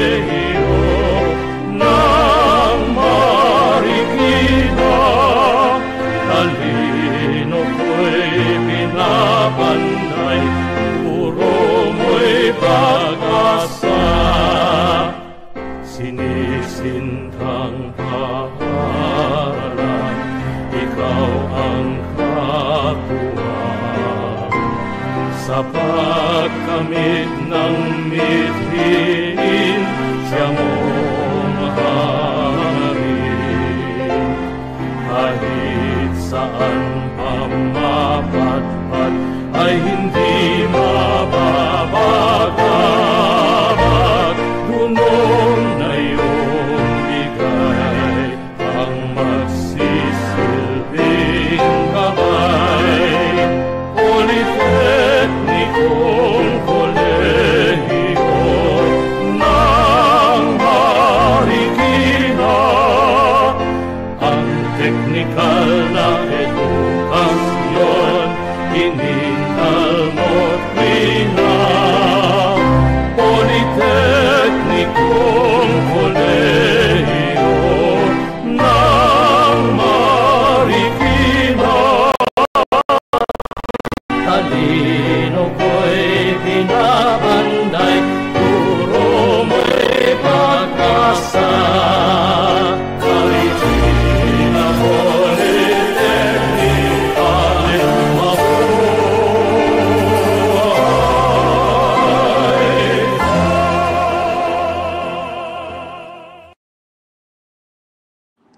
Ayan, maraming salamat po sa mga nag-stay sa ating pagpupulong. So unang-una po sa lahat, gusto namin magpasalamat sa lahat ng members, sa mga official especially, and we'd like to sa ating class. So magkakaroon lang po tayo ng documentation. Please open your camera. And for our auditor, siguro sa GC na lang ng mga members, let's see kung sino yung talagang competent sa pagiging auditor. Of course, diba? Gusto natin na maayos naman lahat. Sa ating mga kalihim, multimedia, sa mga official, kindly take a documentation and please sabihin nyo if, or magbilang kayo if kailangan na namin mag-smile. Ayan.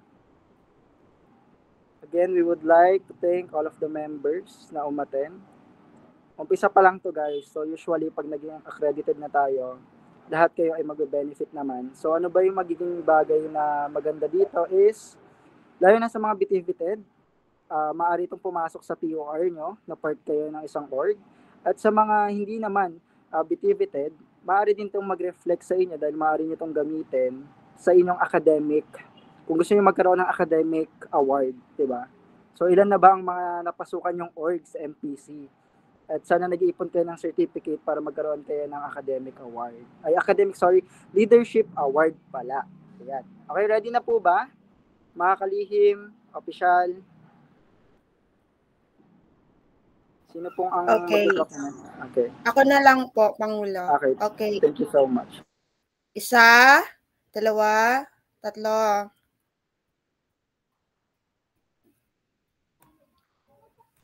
Isa pa po. Okay, 1, 2, 3 ngiti.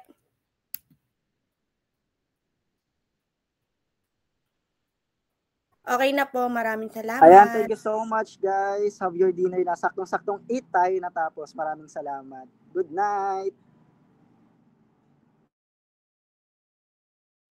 Officers pala, please stay muna.